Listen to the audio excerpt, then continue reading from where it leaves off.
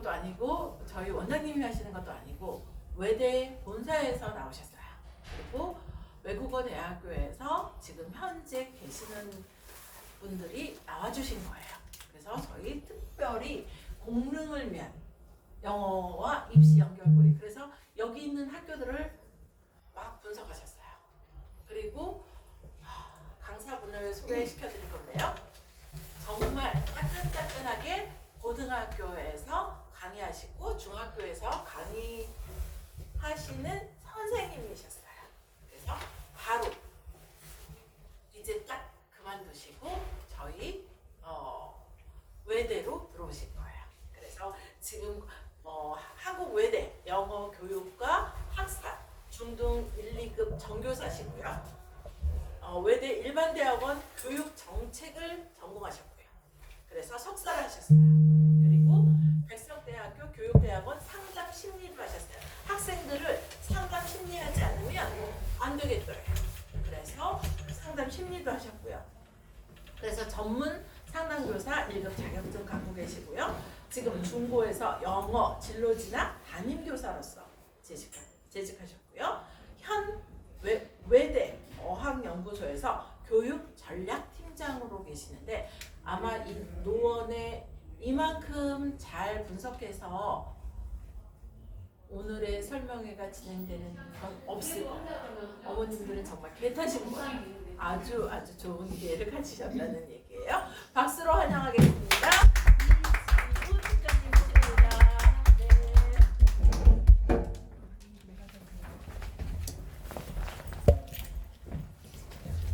네. 다시 한번 인사드리겠습니다. 이진우라고 합니다. 대표님께서 너무 거창하게 소개를 시켜주셔가지고 약간 쑥스럽긴 한데요.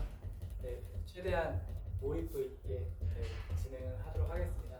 저는 설명의 제목을 영어와 입시 연결고리라고 이렇게 지어봤는데요.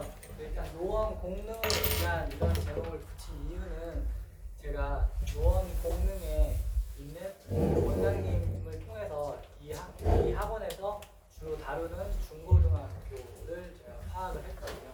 그리고 중고등학교의 정보를 토대로 해서 그 다음에 영어와 입시 연결고리로 지은 이유는 뭐냐면 여기가 영어 학원이잖아요.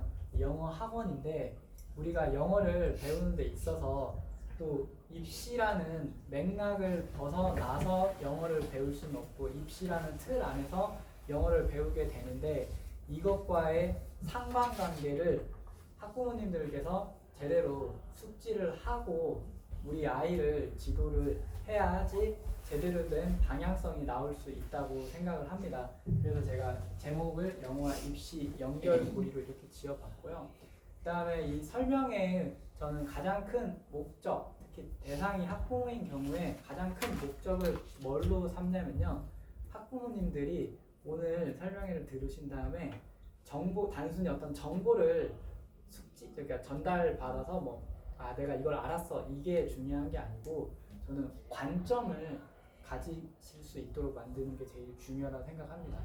그러니까 오늘 얘기를 들으신 다음에 우리 아이들이 현재 이런 상황에 이 초등 시기, 중등 시기에는 이런 상황에 처할 수 있겠구나. 그러면 그때 부모로서 내가 어떠한 도움을 어떻게 줘야지 되는지에 대한 관점을 잡으시고 그 다음에 이제 학생과 학부모 간의 이 소통의 장벽을 낮춰주는 역할을 하는 거라고 생각을 해요. 그래서 요즘 학생들이 학부모랑 소통을 하는 거를 많이 어려워하는 가장 큰 이유 중에 하나가 뭐냐면 학부모한테 뭔가 얘기를 했을 때 못 알아듣는 경우. 그러니까 이 맥락, 어떤 특정 아이들끼리 쓰는 입시 관련 용어라든지 이런 것들을 알아듣지 못할 때 아이들은 누구나 다 똑같지만 아이들도 철저하게 이해관계에 따라서 움직이는 거예요. 근데 그게 만약에 부모님이 내 이해관계랑 같이 잘 맞아 떨어져가지고 나를 위해서 도움을 줄 수 있을 것 같으면 부모님이랑 의사소통을 적극적으로 하는데 제가 실제로 이제 고등학교에서 고등학교 3학년 담임, 2학년 담임 다 해봤거든요. 그런데 아이들이 가장 많이 호소하는 거는 엄마 아빠와 얘기가 통하지 않는다. 걸 가장 많이 호소합니다. 그래서 어떤 특정 선생님이든 특정 누군가한테 의존하게 되는데, 물론 그럴 수도 있지만 이왕이면 학부모가 내 자녀 일인 만큼 좀 관점을 잡고, 내가 이거를 알면 우리 아이한테, 저는 영어를 학부모님들이 영어 전공자가 아닌데 영어를 공부한다는 건 되게 그러실 필요는 없는데, 아이가 처한 상황에 맞게 이해할 수 있는 게 중요하다고 생각합니다. 그래서 그런 맥락에서 들어주시면 될 것 같아요. 저는 이제 이런 마음으로 항상 설명을 합니다. 이게 뭐냐면 the present will be the present for those present. 이게 어떤 의미냐면요, 지금 굉장히 소중한 시간을 내셔서 오신 거잖아요. 그러니까 그것만큼 제가 이 자리에 오신 분들께 최대한 선물을 드릴 수 있는 그런 마음가짐으로 하고 있다, 진정성 있게 최대한 다가가려고 한다, 그 의미로 이런 문구를 다 담아봤고요. 그 다음에 이거는 제가 시작하기 전에 제가 나름대로 이제 글을 한 편 써본 거예요. 아이들이 이런 상황에 처할 수 있다는 거예요. 초등학교와 중학교에 재학 중인 학부모님들이 대부분이시죠, 지금. 그래서 지금 이 순간 영어와 입시 연결고리를 알아야 하는 이유는 바로 이 학생들이 결국에 몇 년 후면 고등학교에 가게 되는데, 고등학교 가면은 두 번의 결정적 위기가 찾아옵니다. 그게 바로 뭐냐면 3월 모의고사와 1학년 1학기 1회고사, 중간고사라고 하죠. 이걸 치르고 나면 대부분 학생들이 원하는 결과가 나오질 않아요. 이게 왜 그러냐면 이거는 개인의 문제랑은 상관이 없는 거예요. 그러니까 구조의 문제죠. 왜 그러냐면 지금 9등급, 올해부터 물론 5등급으로 바뀝니다만 지금까지 9등급 체제였잖아요. 9등급 체제에서 노원 지역은 제가 지금 전국을 돌아다녀 볼 때 아마 상에서 최상위에 속하는 학군지라고 불리는 지역이에요, 제가 생각을 할 때는. 근데 노원 지역에서 예를 들어서 1, 2등급을 맞으면 제가 볼 때는 서울에 이름 들어봐 아주 유명한 대학을 충분히 가봐도 남을 거라고 생각을 하거든요. 왜냐면 워낙 잘하는 아이들이 많고 내신보다는 모의고사 등급이 잘 나오는 학생들이 많을 거예요, 이 지역 자체가. 그러다 보니까 내신만 1, 2등급 맞아주면 최저 맞추는 데는 대부분 학생들은 지장이 없다는 거죠, 이 지역 자체가.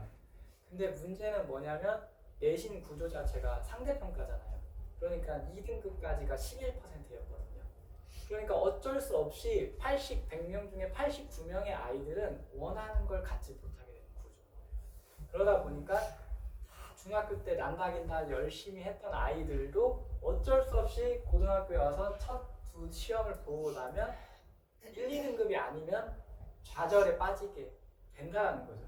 근데 그때 이제 이 입시 맥락을 부모님이 이해를 하고 있으면 아이를 위기에서 구출해낼 수가 있는데, 이 맥락을 모르게 되면 정말 우왕좌왕 하시다가 헛다리 짚다가 이상한 쪽으로 빠지게 되는 일을 제가 수없이 많이 봤습니다. 그래서 그 부분 때문에 말씀을 드린 거고요. 그 다음에 그래서 초등학교와 중학교의 자녀를 둔 분들이 여기 오셨다면 일단은 저는 한 발 앞서가는 분이라고 생각을 해요. 일단은 관심이 있으시다는 거예요. 그러니까 지금 입시는 일단 부모님이 반드시 관심이 있으셔야 합니다. 근데 여기서도 중요한 건 둘 중에 한 분만 있으시면 돼요, 제가 볼 때. 둘 다 너무 관심을 가질 때 의견이 다르면 또 아이들이 굉장히 혼란스러워요. 특히 아버님이 잘 모르는데 툭툭 던지는 한마디 때문에 애들이 되게 상처받는 경우도 되게 많거든요. 그래서 제가 볼 때는 뭐 어머님이 아시면 어머님이 하시면 되고, 아버님이 잘 아시면 아버님이 하시면 되는데, 그리고 1학기 1회고사와 3월 모의고사 성적표를 보고 나면 이제 제 경험상 한 95% 수준에서 학생들 대학 어디 갈지는 다 보입니다. 그거는 제가 뭐 뛰어난 예지력이 있어서 그런 게 아니고요. 어느 누구나 선생님이라면 이게 보일 수밖에 없는 지금 입시 구조라는 거예요. 이거를 이해를 학부모님들이 제일 이해를 못하시는 영역이 바로 이 부분이에요.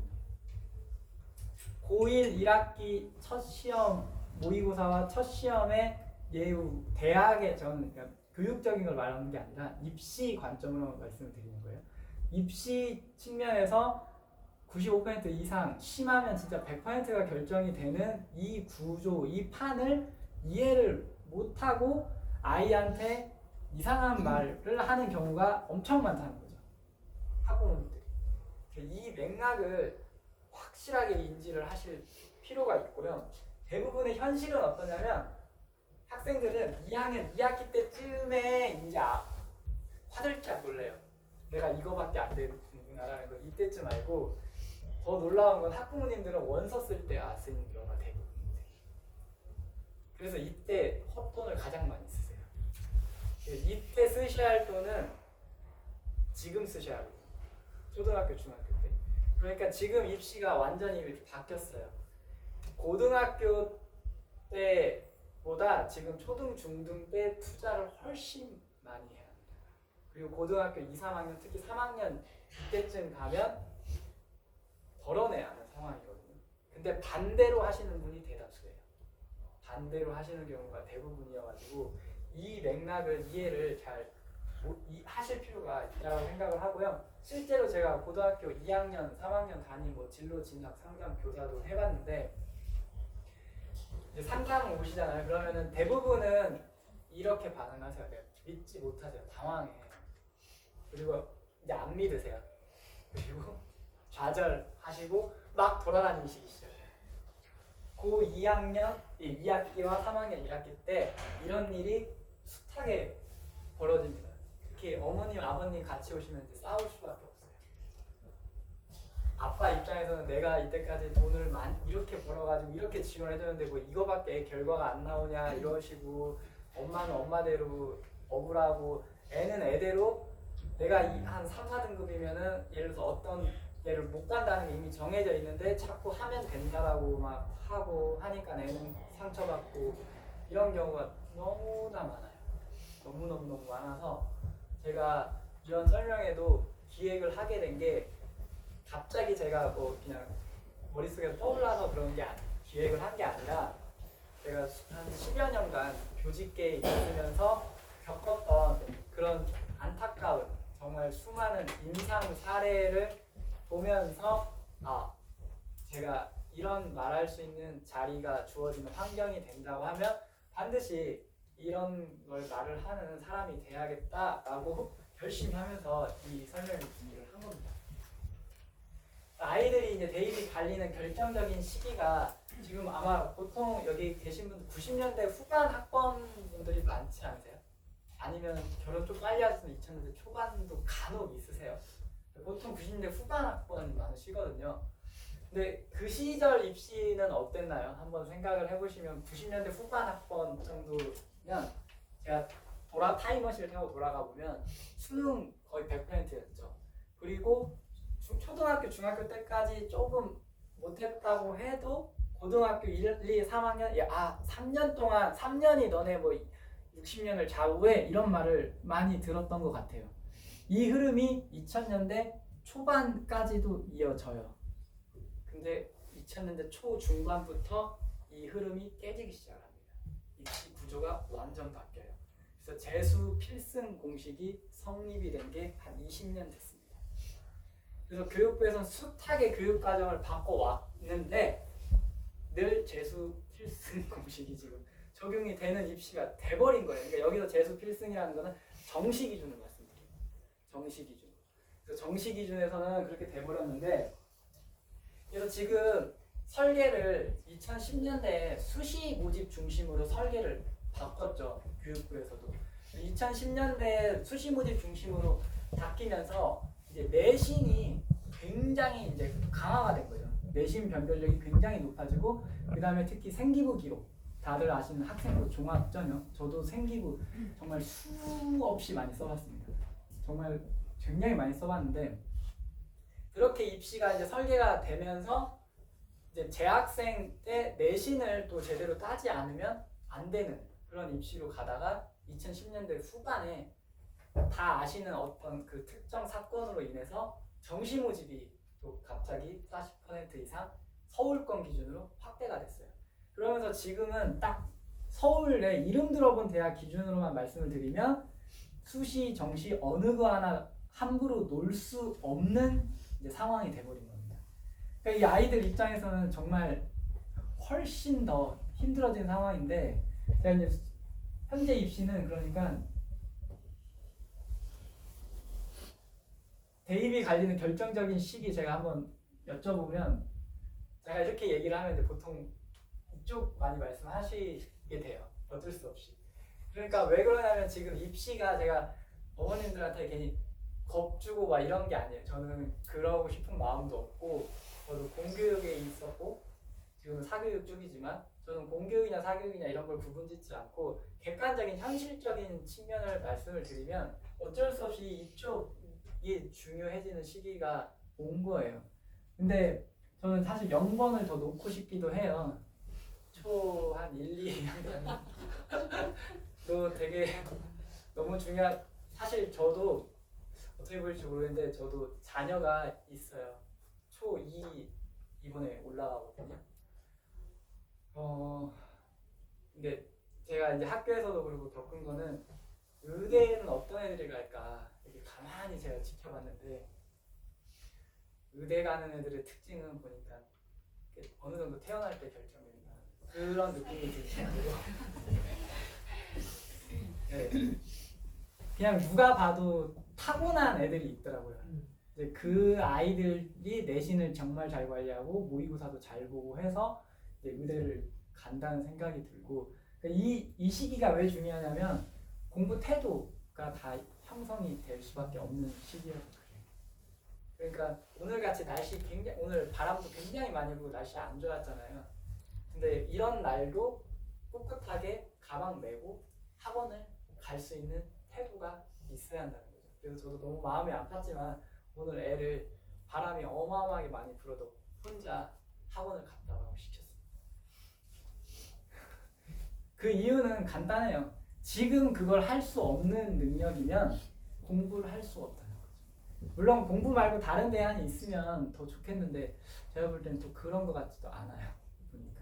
그래서 어쩔 수 없이 이쪽이 상당히 지금 중요해지는 상황이라는 거죠. 왜냐하면 지금 아까 제가 고1 첫 시험이 너무 중요하다고 했잖아요.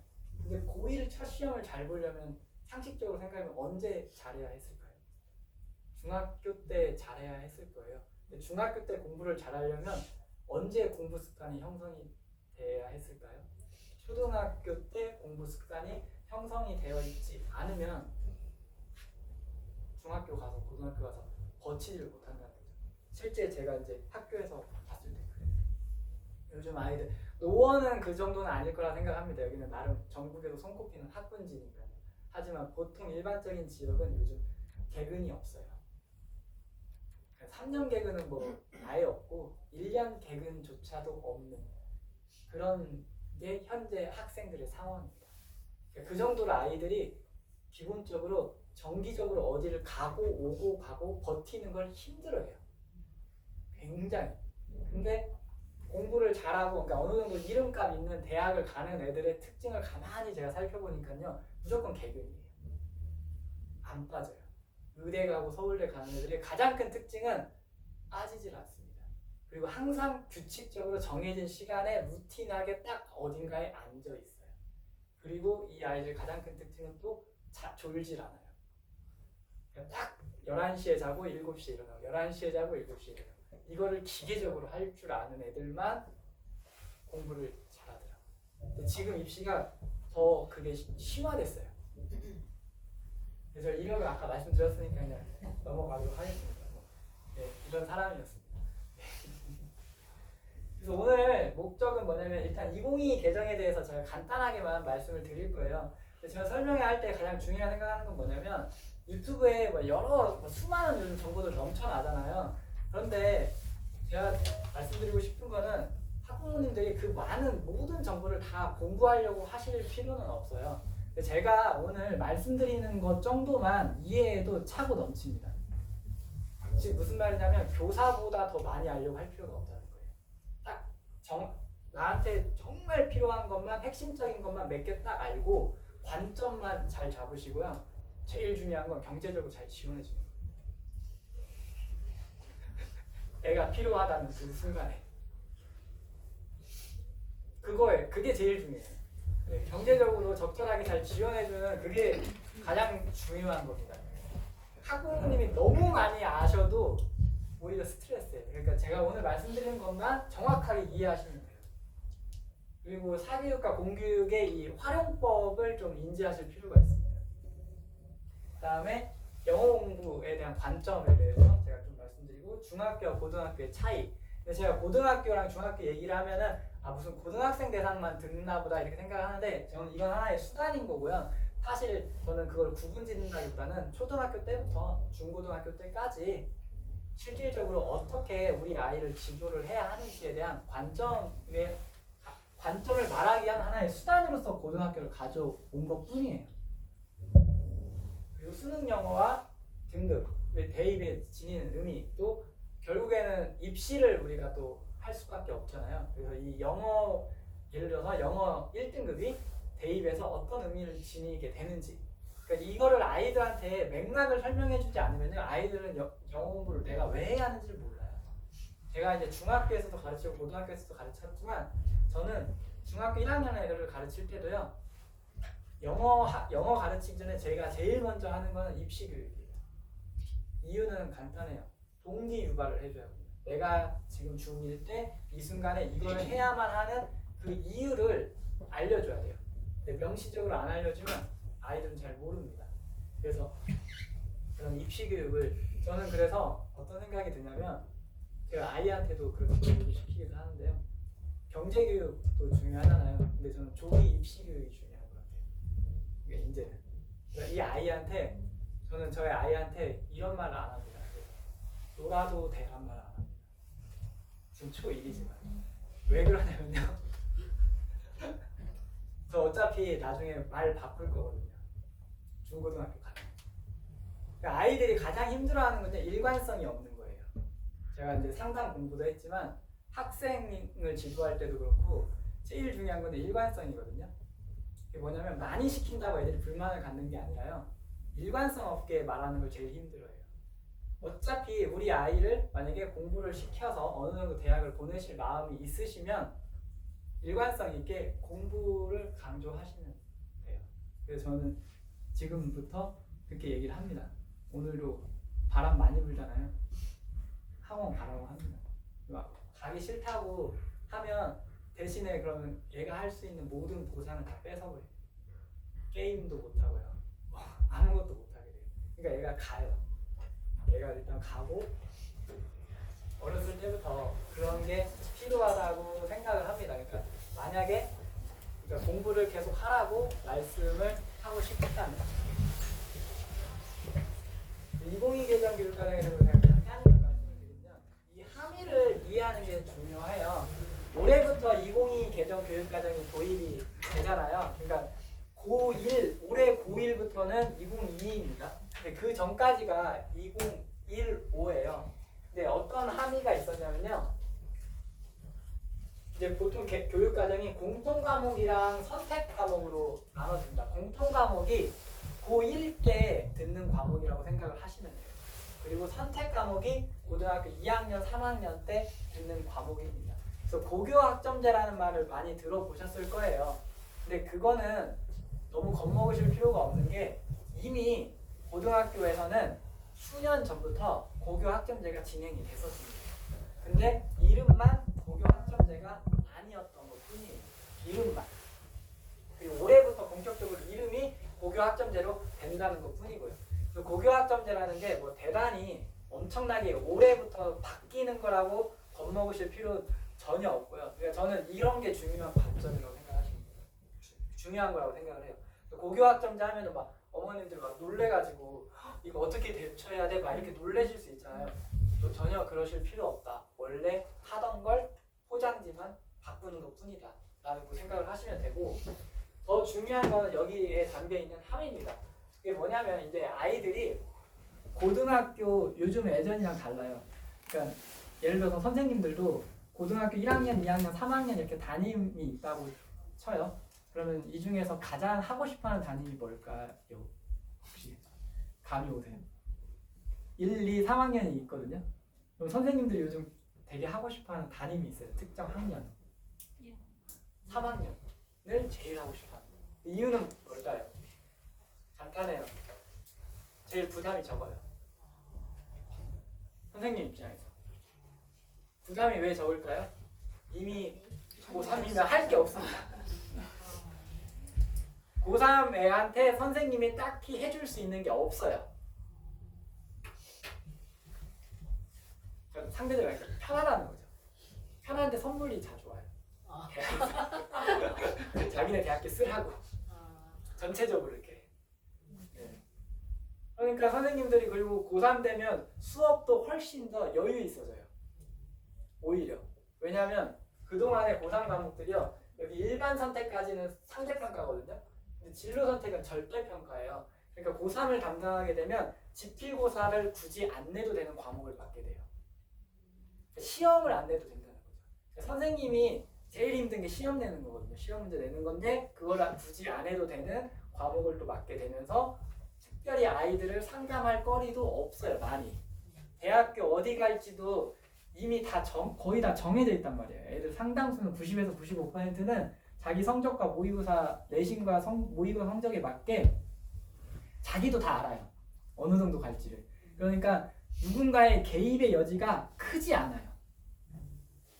그 맥락을 이해하셔야 돼요. 근데 학부모님들이 아직도 오해를 많이 하시는 게 뭐냐면 우리 애가 고3인데 대학생처럼 지낸다는 거예요. 그게 제일 불만이신 거예요. 그게 이제 옛날 입시로 생각하시는 거예요. 당연히 고3은 대학생처럼 지낼 수밖에 없어요. 할 수 있는 게 없거든요. 애 입장에서는 특별히. 왜냐하면 고3이 되면 대다수가 진로 선택 과목을 선택해서 듣게 돼요. 일반 선택 아니면 진로 선택. 일반 선택도 거의 안 들어요. 그러니까 진로 선택을 듣기 때문에 지필고사가 없어요. 기본적으로 수행 100%를 보거든요. 그러면 시험이 4일, 5일 돼도 하루도 시험을 보지 않는 학생도 꽤 많아요. 고3이면 지필고사를. 그러니까 수행만 있고 지필고사를 하나도 볼 필요가 없는 학생이 대다수예요.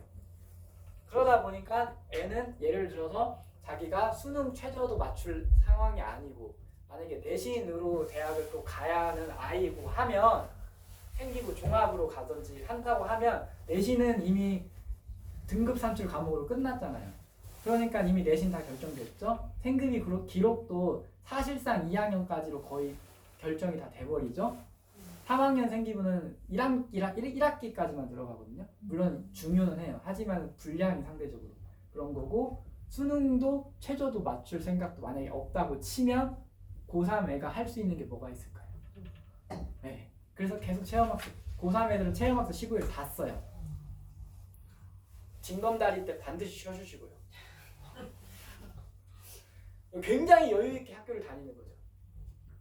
그러니까 이게 학부모 입장에서는 이해가 안 되는 거예요. 이거를 이해하셔야 돼요. 아, 우리 애가 지금 상황이 그럼 할 게 없나 보다. 이걸 이해해 주셔야 돼요. 그러면 고등학교 기준으로는 언제가 애가 제일 힘든 시기냐면 바로 고1, 5, 6월 달입니다. 선택 과목 때문에. 고등학교 2학년, 3학년 때부터 본격적인 선택 과목을 선정을 해야 하는데 고등학교 1학년 3, 4일부터 계속 설문조사를 합니다. 너 뭐 선택할지. 그렇기 때문에 아이들은 이때부터 요즘은 진로 선생님한테 상담을 엄청 많이 받아요. 그러니까 이때가 우리 아이한테 그러니까 예를 들어서 고등학교에 가게 되면 개입이 엄청 필요한 시기인 거예요. 그리고 만약에 이제 지금 중학교 학부모님도 많으시니까 중학교라고 하면 중학교는 이제 진로 교육이 예전하고는 상상도 할 수 없을 정도로 굉장히 많이 강화가 돼 있어요. 진로 수업을 애들이 1시간씩 듣게 돼 있거든요. 그래서 애들도 다 알아요. 이제 이런 것들 다 교육을 받아요. 중학교 때부터. 그래서 우리 아이가 중학교 때부터 이런 거에 대한 맥락을 잡고 교육을 받고 있구나라고 생각을 하시면 돼요. 그래서 진로 시간에 뭐 하는지 잘 눈여겨보셔야 돼요. 진로 체험 많이 하거든요. 그 다음에 진로 적성 검사도 많이 합니다. 심리 검사 같은 거.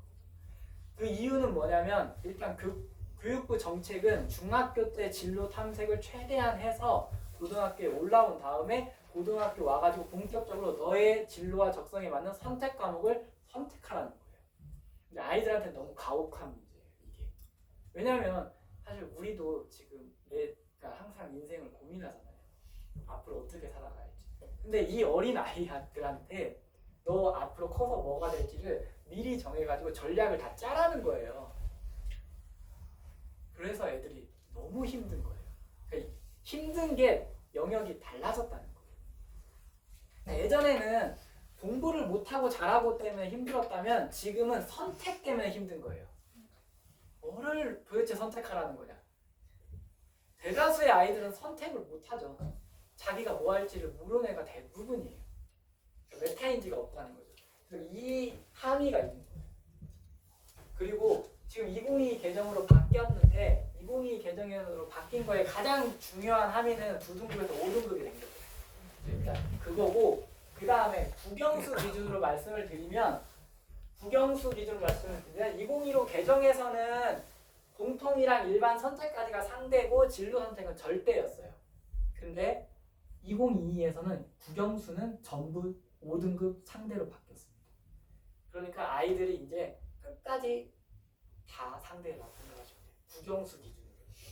그리고 사회과학 및 과학 융합 선택은 절대평가로 바뀌었는데요.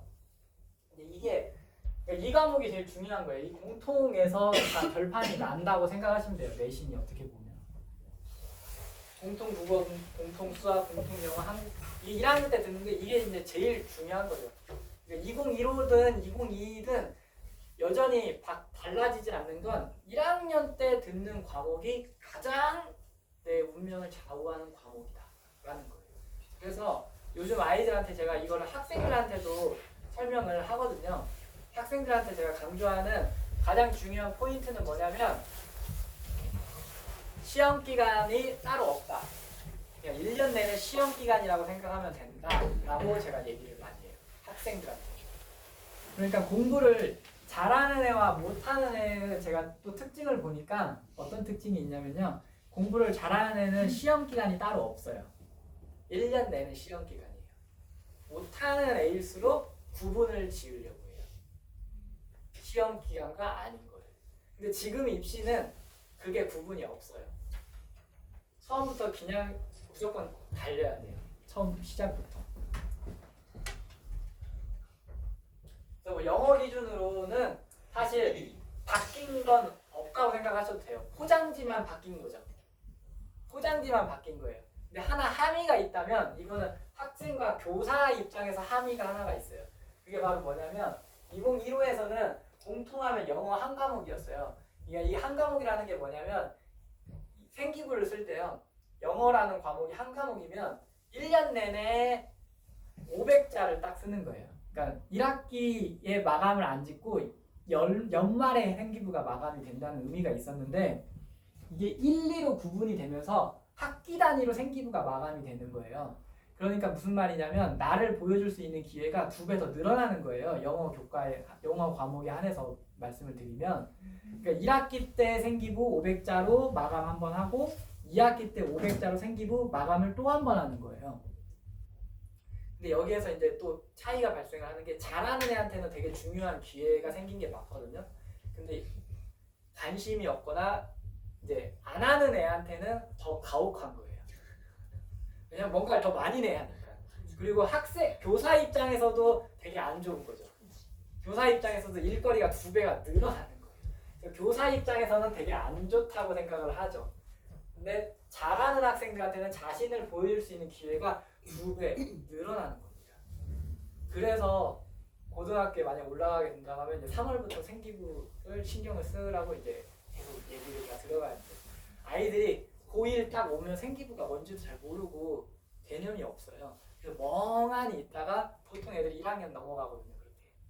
근데 중학교 때 수행평가를 많이 하잖아요. 근데 그 중학교 때 수행평가를 참 깔끔하고 체계적으로 잘하는 아이들 있잖아요. 이런 습관이 잡힌 애들이 고등학교 오면 생기부도 잘 관리해요.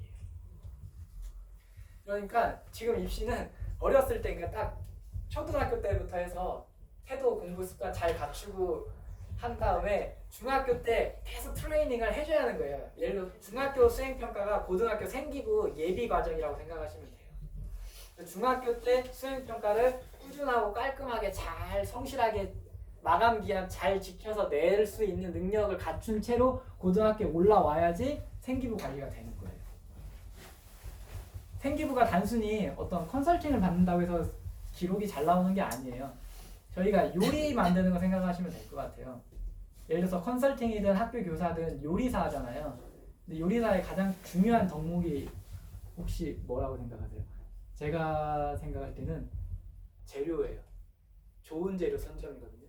그러니까 무슨 말이냐면 학생들이 이제 자기 평가서라는 걸 공식적으로 선생님한테 줄 수가 있습니다. 그거는 쓸 수 있는 자료거든요. 교육부에서 승인한 거예요. 그러니까 오해하시는 경우가 많은 게 학생이 뭐 생기부를 대신 쓴다 이렇게 오해하는 경우가 되게 많은데 그게 아니에요. 학생이 자기가 느낀 점을 자기 평가서 형식으로 작성해서 줄 수 있습니다. 선생님한테. 그럼 그게 재료예요. 그럼 그 재료를 가지고 교사가 요리를 하는 거거든요. 좋은 재료가 있으면 좋은 재료면 좋은 요리가 무조건 나와요. 재료가 안 좋으면 아무리 뛰어난 선생님도 좋은 생기부를 써줄 수가 없어요. 그래서 이제 이게 핵심이었던 게 여기서의 또 핵심은 사회 및 과학이 융합 선택감, 아까 선택이 3개가 있었잖아요. 일반, 진로, 융합이 있었잖아요.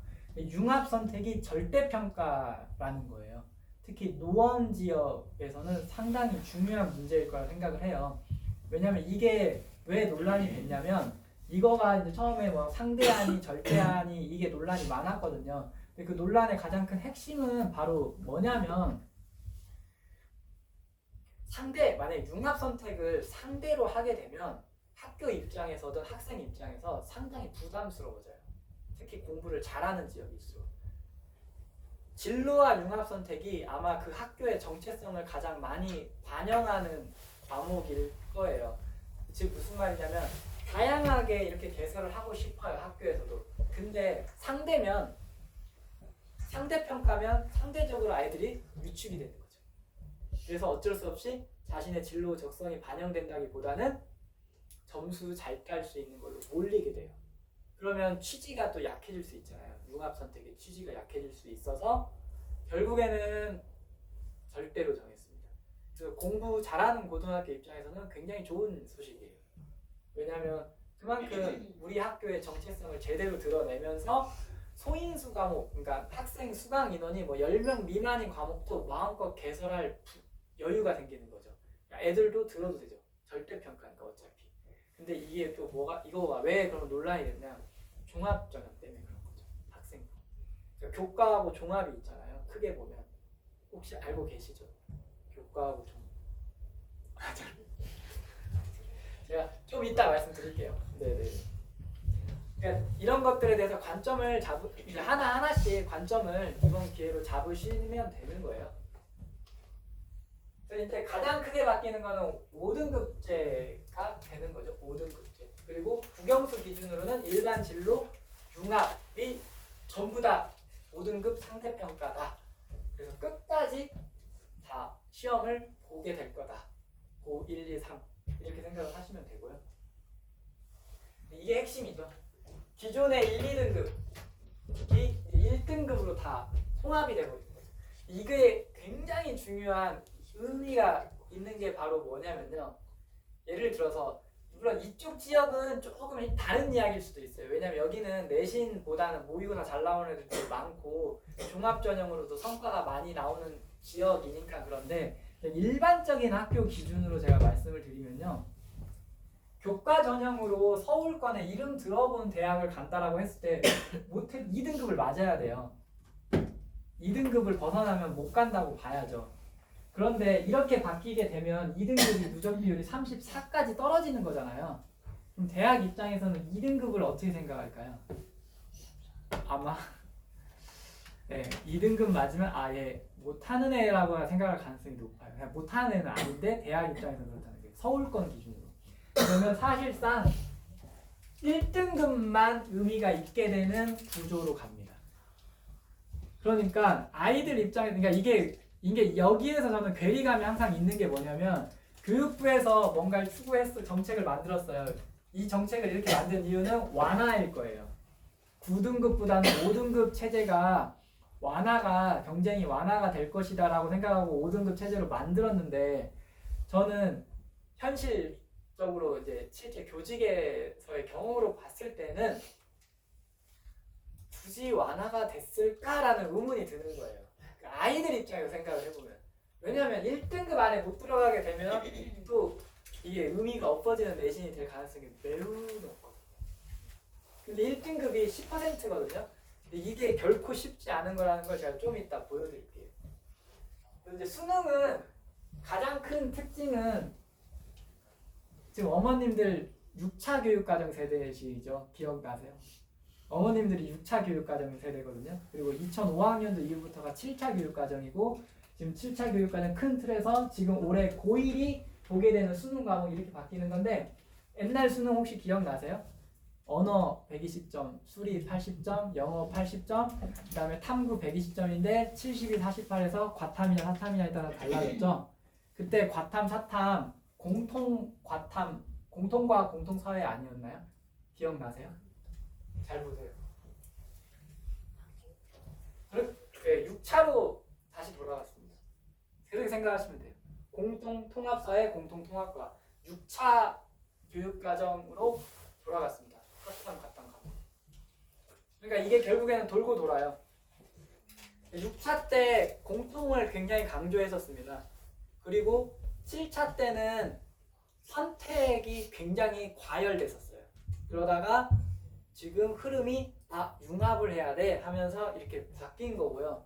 그 다음에 또 하나 이제 차이가 있냐면 뭐냐면 영어랑 한국사는 큰 차이는 없습니다. 영어는 똑같겠죠. 수학에서 큰 변화가 생겼어요. 수학에서. 저는 개인적으로 저의 가장 가까운 사람이 또 수학 선생님이기도 하거든요. 고등학교에서. 눈치채실지 모르겠는데. 그래서 이제 제가 이런 설명회를 하는 걸 아니까 제가 이제 물어보거든요. 그러니까 수학 딱 보더니 수학은 왜 이리 쉬워진 거야? 이러더라고요. 그러면서 이거 가지고 뭐 변별이 되겠어? 이런 식으로 얘기를 하면서 인문계 수준 수학으로 통합이 돼버린 거예요. 인문계 수준 수학. 그러니까 자연계 수준 수학은 수능 과목에서는 빠진 겁니다. 학교 내신 과목에는 있는데 수능 과목에서는 빠진 거고요.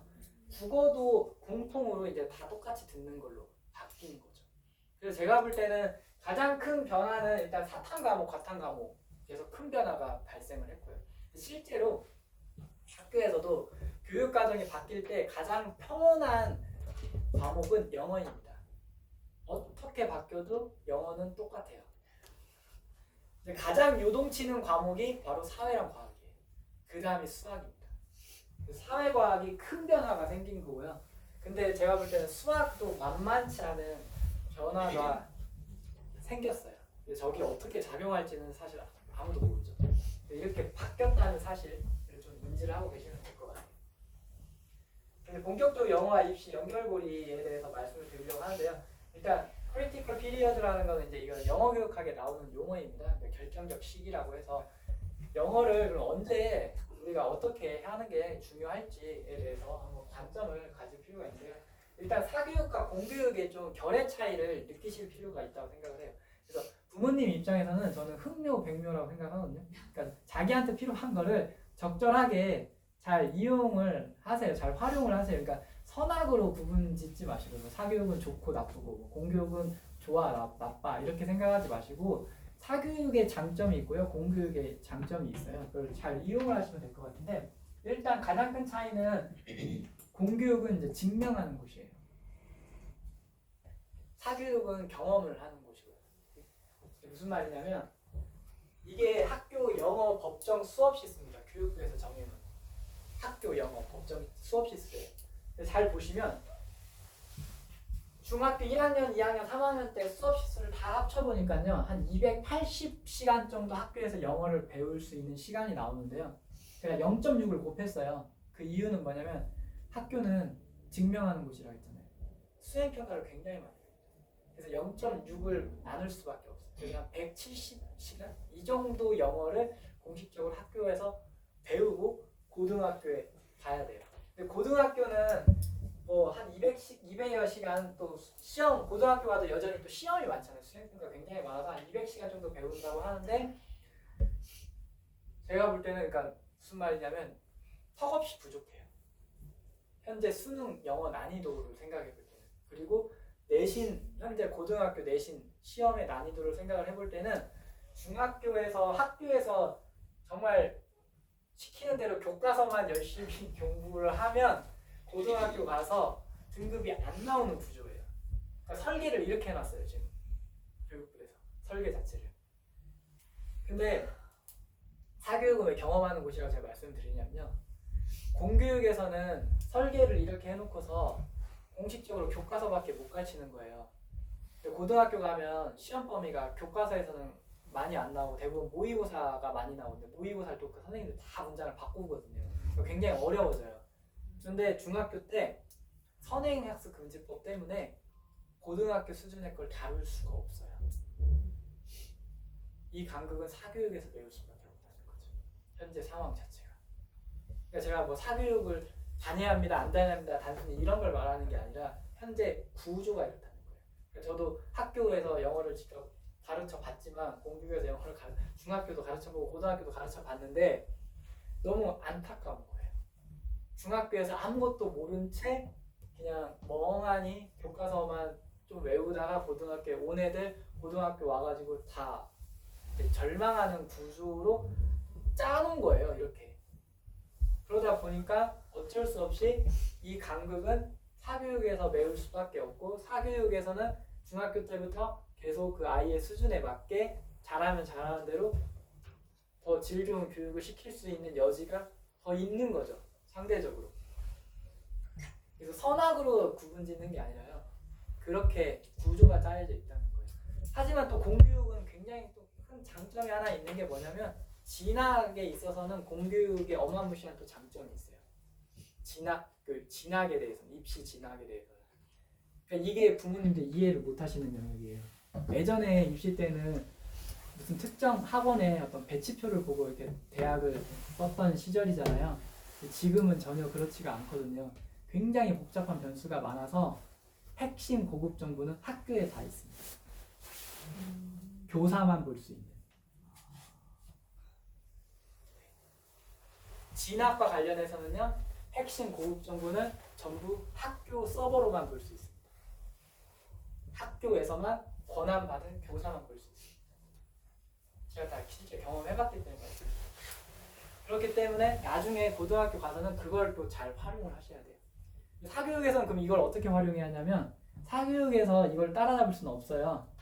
그러니까 학생을 상담을 할 때 공교육에 있는 정보를 얘가 가져오도록 한 다음에 상담을 해주는 게 전 제일 좋다고 생각을 해요. 기본적으로. 왜냐면 학교에 고급 정보가 다 있기 때문에. 하지만 선생님들은 그거를 활용해서 저보다 더 활용할 동기부여는 덜 생기는 거죠. 왜냐면 또 퇴근도 해야 하고 방학 때 쉬기도 해야 하고 하다 보니까. 제가 생각할 때는 초등학교, 중학교 해가지고 이거 이제 3시간 정도 제가 말씀을 드리긴 하는데 이거 3시간 하니까 또 학부모님들 막 겁먹으셔가지고 이거 자습을 내가 어떻게 3시간 하냐고 해가지고 제가 약간 양보해서 학원 수업 포함해서 하루에 한 3시간 정도는 해야 한다라고 이론적으로는 생각을 해요. 그래서 제가 주말을 빼줬어요, 애들. 주말은 좀 빼주고요. 그러니까 구조는 이렇게 이해하시면 돼요. 일단 저는 영어에만 한정지어서 말씀드리는 겁니다. 초등학교 때 많이 해야 돼요. 할 수 있는 학만큼. 초등학교 때 많이 하고 중학교 때까지도 많이 해야 돼요. 그 이유는 간단해요. 고등학교 가면 5대1이에요. 5대1이 뭐냐면 정말 공부 잘하는 애들이 할지라고 하더라도요. 5시간 자습, 고등학교 때부터 이제 자기 공부가 되게 중요하잖아요. 5시간 이상 하기가 되게 어려워요. 자습. 근데 이 5시간 중에 1시간 이상 영어 공부를 하기가 또 어려워요. 왜냐하면 수학, 과학을 또 해야 하는 상황이어가지고. 특히 요즘 아이들이 의대 가고 싶어하는 애들 되게 많잖아요. 의학, 치안 이런 데를 가고 싶으면 일단 절대적으로 중요한 과목이 과학이거든요. 과학이랑 수학인데 이게 난이도가 또 굉장히 또 높고 그리고 경쟁이 너무 또 치열하다 보니까 이거를 많이 하다 보면 상대적으로 영어 공부 시간이 줄어들어요. 근데 영어는 여전히 수능은 절대평가라고 약간 무시하는 경향의 아이들이 있긴 한데 그거는 정시 기준으로는 영향력이 약화가 된 게 맞아요. 그렇지만 수시 기준으로는 전혀 그렇지가 않아요. 수시 기준으로는 전혀 그렇지 않고요. 그러다 보니까 근데 문제는 고등학교 영어 문제는 되게 어렵단 말이에요. 굉장히 어려워요. 제가 좀 이따 예시 하나 보여드릴 텐데 이렇게까지 바뀌었나라는 생각이 들 정도로 굉장히 어려워졌어요. 그러니까 아이들은 고등학교 올라오면 한 1시간 정도 하면서 그 어려운 영어 시험 문제를 풀어야 돼요. 그러니까 언제 많이 할 수밖에 없냐면 이때 이제 기본기를 탄탄하게 닦아야 하는 거죠. 그래서 제가 이제 저는 항상 이런 설명회 할 때 일찍 오거든요. 일찍 와가지고 원장님이랑 이제 이 학원의 결을 좀 느끼고 싶어가지고 대화도 하면서 같이 식사도 하면서 이제 대화도 좀 나눴는데 제가 들어보니까 이 학원에 이제 고등학교에서 내신도 1등급이고 모의고사도 1등급이고 여기 주변에 해성여고, 대진고, 뭐 서라벌고 있잖아요. 그래서 그 학교들 그렇게 최상위권 아이들이 다닌다고 하더라고요. 그러니까 그 아이들이 괜히 여기서 나온 게 아니죠. 그렇게 생각을 하시면 돼요. 어렸을 때부터 열심히 하고 중학교와 고등학교 이제 가장 큰 차이는 엑스레이라고 MRI라고 생각하시면 돼요. 그게 뭐냐면 제가 몸이 아파가지고 허리가 아파서 제가 요즘 전국을 막 많이 돌다 보니까 여기가 좀 병이 났어요, 사실은. 네. 너무 안타깝지만 이거 병이 났거든요.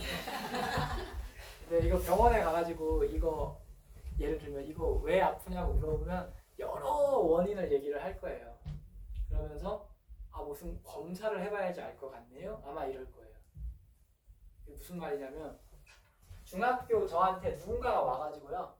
중학교 성적표만 보여주면서 얘 어떻게 될 것 같아요? 라고 물어보면 저는 대답해 줄 수가 없어요.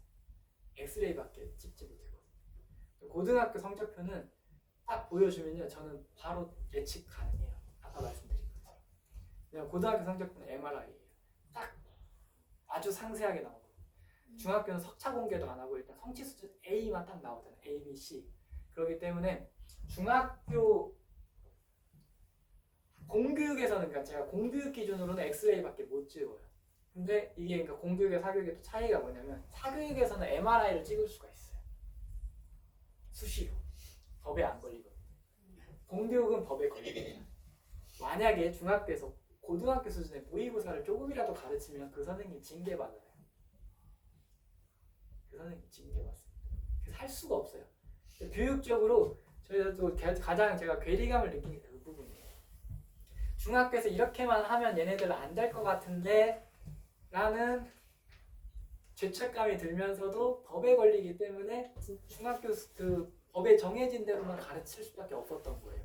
근데 그렇게만 하면 안 된다는 걸 너무 잘하는 거죠. 양심의 가책을 느끼는 거예요. 이렇게만 하면 안 되는데 더 많이 알려줘야 하는 거죠. 이걸 함부로 넘기가 어려워요. 그래서 엑스레이밖에 못 찍어요. 성취 수준은 A, B, C 이 정도. 하지만 사교육 쪽에서는 얼마든지 중학교 때부터 이 아이를 면밀하게 여기 계신 원장님이 이제 다 전문가잖아요. 면밀하게 검증에 들어갈 수가 있습니다. 근데 그게 되게 중요해요. 그래서 예를 들어 중학교가 지금 대부분 지필평가 40이고 수행이 60인 경우가 대부분입니다. 아이들 성적표 보신 적 있죠? A, B, C 찍혀 나오지 않아요? 반드시 부모님 확인하셔야 하는 건 지필평가가 보통 대부분 학교들이 지필평가 40이고요. 수행이 60입니다. 수행은 웬만한 아이들 만점을 많이 맞아요. 수행을 60을 맞으면요. 지필평가에서 75점 이상만 맞아도 A가 찍혀 나옵니다. 그러니까 무슨 말이냐면 중학교 A를 믿으시면 안 된다고요. 함부로. 그래서 반드시 사교육 쪽에서 MRI를 찍어야 돼요. 엑스레이 수준도 아니에요. 제가 볼 때 문진한 것 정도예요. 진맥 한번 재본 거예요. 중학교 성적표는. 우리 아이가 어디에 속해 있을지 아무도 몰라요. 뭐 60%라고 해도 뭐 83.3만 맞으면 A가 나오거든요. 그래서 이걸 제가 보여드린 거예요. 제가 이제 원장님한테 이 학원에서 주로 다루는 중학교와 고등학교를 미리 받아가지고 조사를 해본 건데요. 공릉중, 한천중, 태랑중에 다니는 학생이 많다고 했어요. 그래서 제가 조사를 해보니까 한번 보세요. 평균이 일단 한 70 후반대죠. 근데 여기 이게 뭐까지 포함된 거냐면요. 수행평가까지 다 포함된 거예요. A 한번 보세요. 간절히 A를 맞고 지금 무슨 말이냐면 우리 애가 A 어디에 있을지 아무도 몰라요. 석차를 공개를 안 하기 때문에. 만약에 A 45.5에 있다고 생각을 해보세요. 아찔한 거예요. 알 수가 없어요. 알 방법이 없습니다. 공식적으로 발표를 안 하니까요. 근데 고등학교 올라오면 이게 대표적인 학교가 지금 대진, 서라벌, 해성이잖아요. 전부 사립이더라고요. 물론 대진고는 좀 높긴 한데 기본적으로 고등학교 올라오면 성취 수준이 A 비율이 높지는 않아요. 중학교보다 떨어지고요. 평균도 확실히 좀 떨어집니다. 고등학교는 기본적으로 시험 문제가 더 어렵고 범위도 더 많기 때문에 더 어려워요. 이거 자체가 등급장입니다. 수강 인원을 보니까요. 그러면 공문중은요 198명 중에 90명이 A 맞는 거예요. 근데 우리 애가 90등의 A일 수도 있고요. 70등의 A일 수도 있고요. 뭐 알 길이 없어요. 모르겠어요. 근데 90등의 A라면 얘는 고등학교 가면 9등급 체계로 치면 한 4, 5등급 맞을 수도 있는 거거든요. 4, 5등급 맞으면 교과 전형으로만 치면은 어디 대학 가는 수준이냐면요. 경기권을 벗어나야 돼요. 저 멀리 벗어나야 합니다. 네, 그쯤으로 서울역 근처로 이사를 가시면 돼요. KTX를 타야 돼요, 반드시. 왜냐면 서울권 안에 들어오려면 2점 초반 이내에 들어야 하거든요. 물론 이 지역은 좀 아닐 수 있어요. 종합으로 더 성과를 내니까. 보통은 그래요. 그리고 경기권에 주요 대학들이 2점 후반대에 형성돼 있어요. 2점 후반에서 3점 초반에 형성돼 있거든요. 그리고 지방에 있는 국립대학들이 3점 초반대 정도에서 형성이 돼요. 그리고 이제 쭉쭉쭉쭉 밑으로 내려가는 구조예요. 지금 피라미드처럼. 그런데 문제는 뭐냐면 이제 예를 들어서 이게 작년 1학년 기준인데요. 대진고 같은 경우 보니까 269명이 있었어요. 작년에 1학년이. 근데 4%일 때 11명이 1등급을 맞는 거잖아요. 근데 제가 아까 10% 그 말씀을 드렸던 거 기억나시죠? 그런데 대진고에서 10%로 5등급으로 완화가 됐다고 해도 10%는 27명 안에 들어야 돼요. 그리고 서라벌고에서는 34등 안에 들어야 하고요. 해성여고에서 28등 안에 들어야 하는데 한번 잘 생각해 보세요. 저게 과연 쉬울까? 그렇게. 네, 아이들 입장에서 한번 생각해 보세요. 10%로 완화됐는데 대진, 서라벌, 해성여고에서 27, 34, 28등 안에 들어가는 게 그렇게 쉬운 일일까? 아이들 입장에 생각할 때 제가 볼 때는 결코 쉬운 일이 아닙니다. 즉 무슨 말이냐? 5등급 체제에 완화됐다고 해서 애들의 부담이 줄어든 게 아니라는 거예요. 애들 입장에서는 여전히 경쟁은 굉장히 살아있다. 그러니까 4% 이내로 안정적으로 들어갈 수 있는 애들한테는 너무나 좋겠지만 얘네한테도 또 안 좋을 수 있어요. 왜냐면 자기 1등급이 희석이 되거든요. 그래서 얘네 입장에서도 부담이에요.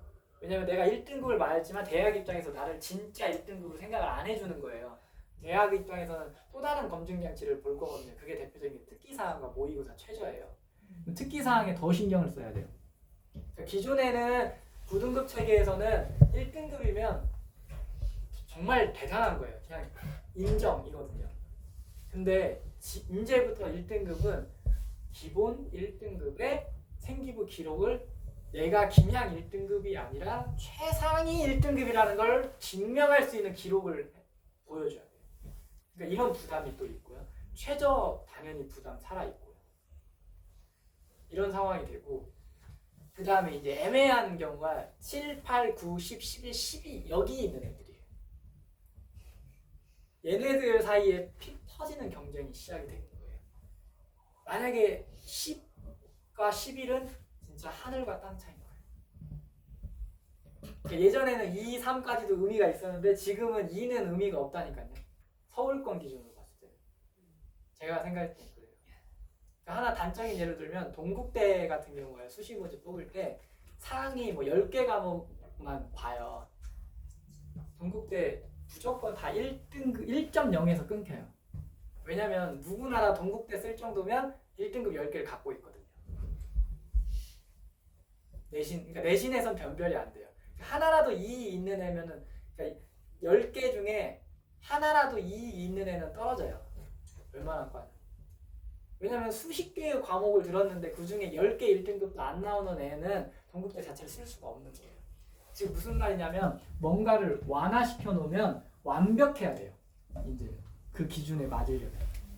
그러니까 아이들 입장에서는 생각보다 이게 쉽지 않다. 그러니까 이게 무슨 말이냐면요. 학부모 입장에서 야 5등급이니까 좀 완화됐다며 라는 말은 절대 금기어라는 거죠.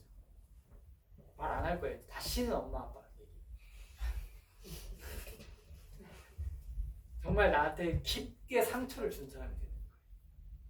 특히 뭐 아버님 잘 모르는데 야 나 때는 야 영어 뭐 100점 맞았는데 그런 얘기 하시면 절대 안 됩니다.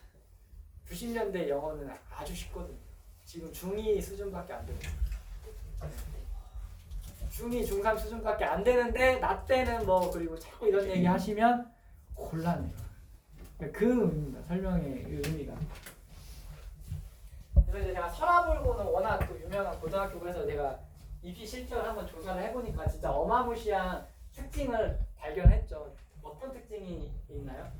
보셨어요? 혹시 그 감이 오세요? 네, 맞습니다.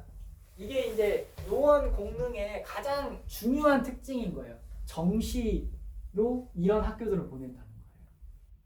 정시로. 이게 뭐 대단한 거야 라고 생각하실지도 모르겠어요. 예전에 당연히 수능 정시로 갔으니까. 아닙니다. 지금 입시에서는 이렇게 정시로 보낼 수 있는 대한민국의 지역이요 10개도 안 돼요. 대치동, 노원, 뭐 목동, 대구 수성구 정도밖에 없어요. 나머지는 전부 수시로 갈 수밖에 없거든요. 재학생들이나 어떤 특정 고등학교에서는. 즉 무슨 말이냐면요. 우리 아이들이 다니게 될 서라불고, 대진고, 해성여고 이런 학교들이 내신에 그러니까 자기 수준에 비해서 내신 등급이 안 나올 가능성이 높다라는 거예요. 선생님 저거는 재수생 포함인 거죠? 네. 보통 포함을 시키긴 하는데요. 네, 포함을 저는 시켰다고 해도 굉장한 의미가 있다고 봐요. 왜냐하면 보통의 지역들은 아까 제가 말한 그 지역을 빼면 재수생을 포함시켜도 이렇게 실적이 안 나와요.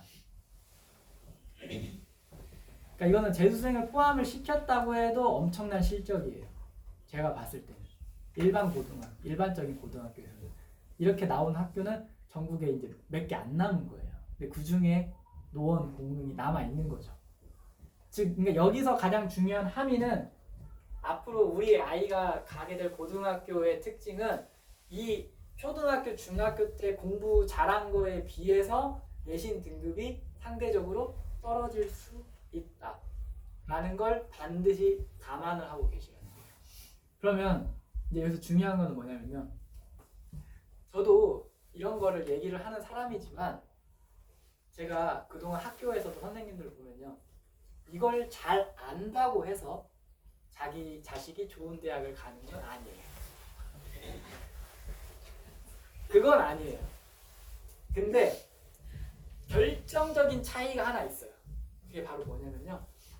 이걸 잘 아는 사람은요. 잘하면 잘하는 대로 못하면 못하는 대로 두려워하지 않고요. 불안해하지 않고 적절하게 길을 잘 잡아줘요. 그게 핵심이에요. 그러니까 우리 애가 잘할 수도 있고 못할 수도 있단 말이에요. 저도 많이 내려놓고 있거든요. 지금 재수, 삼수 다 생각하고 있어요.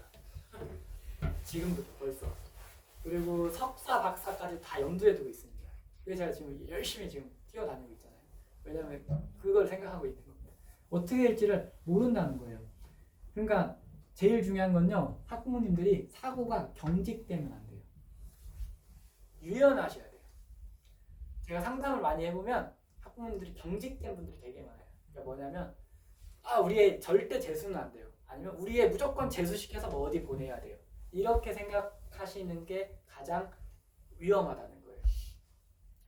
애마다 어떤 애는 어쩔 수 없이 재수를 해야만이 이 정도 대학을 갈 수 있는 애가 있고 현재 입시 구조 때문에 그런 거예요. 어떤 애는 재수를 하면 더 못하는 대학을 갈 수밖에 없는 애가 있는 거예요.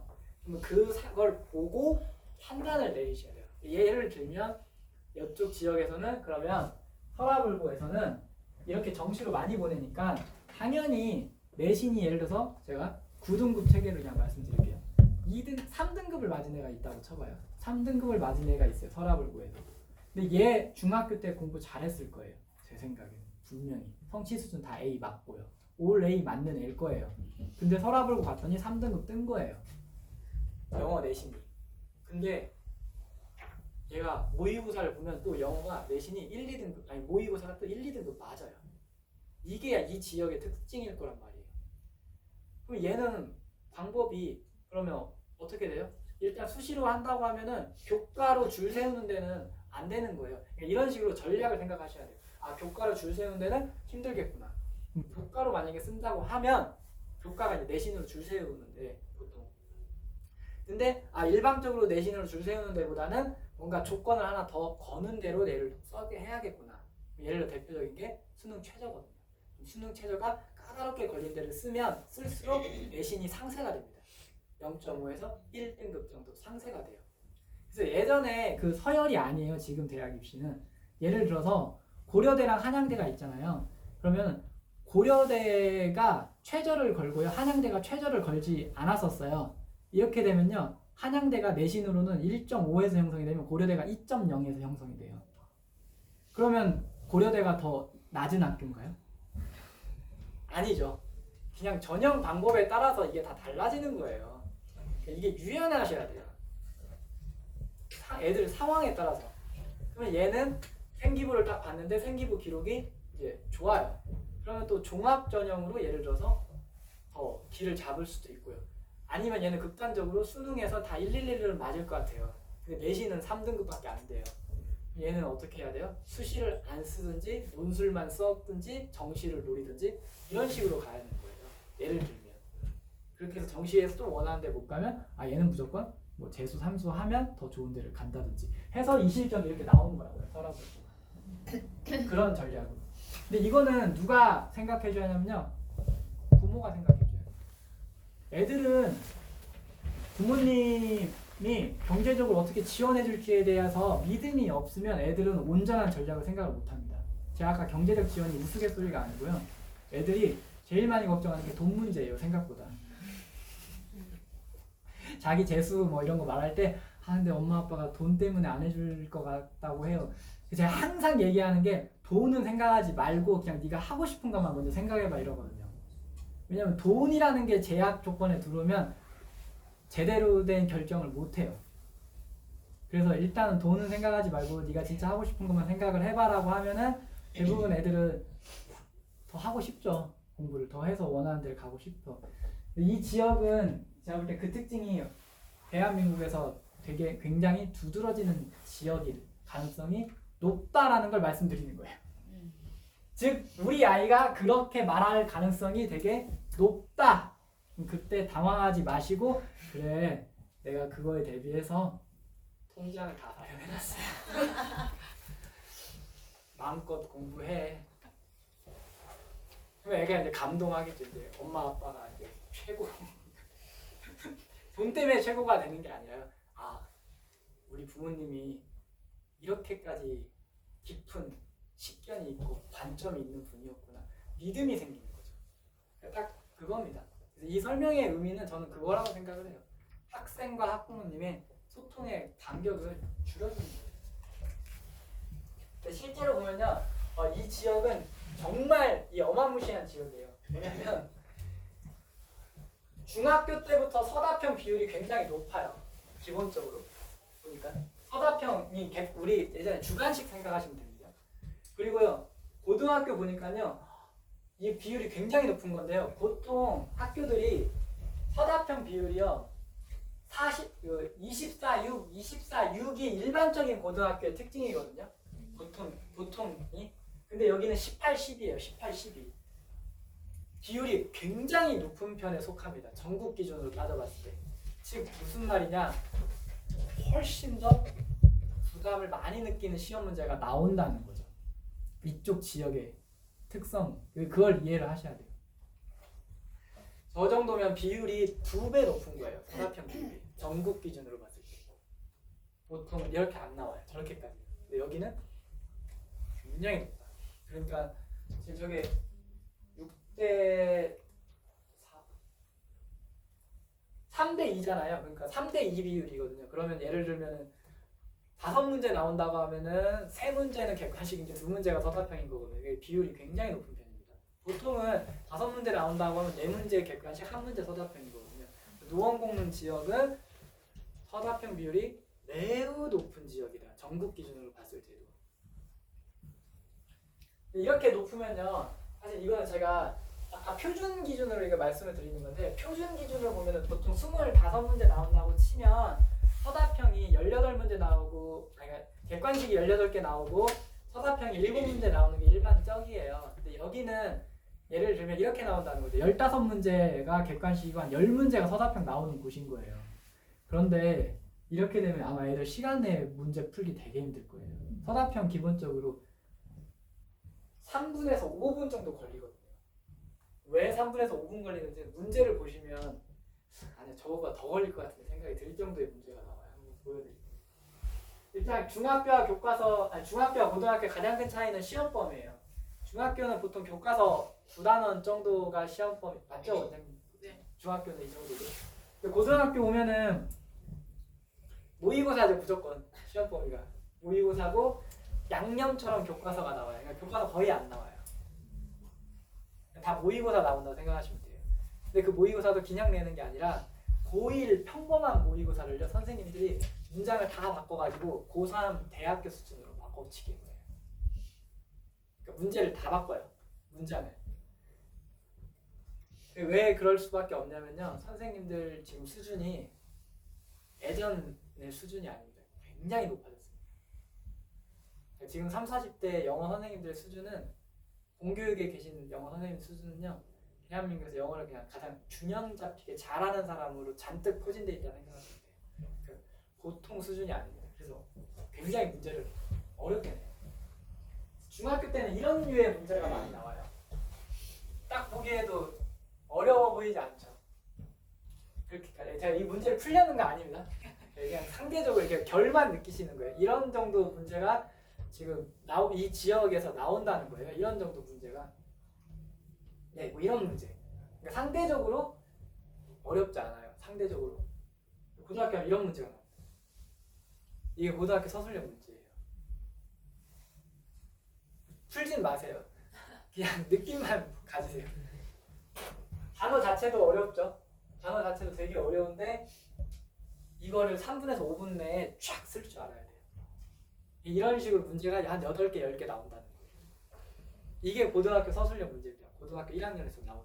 맞죠? 원장님 이런 식으로 문제 나오죠? 제가 지어온 거 아닙니다. 사전에 이게 받은 겁니다. 이렇게 나와요 문제가. 풀려고는 하지 마세요 괜히. 네, 이렇게 써야 돼요 문제. 네, 이런 식으로. 고등학교 서술형 문제입니다.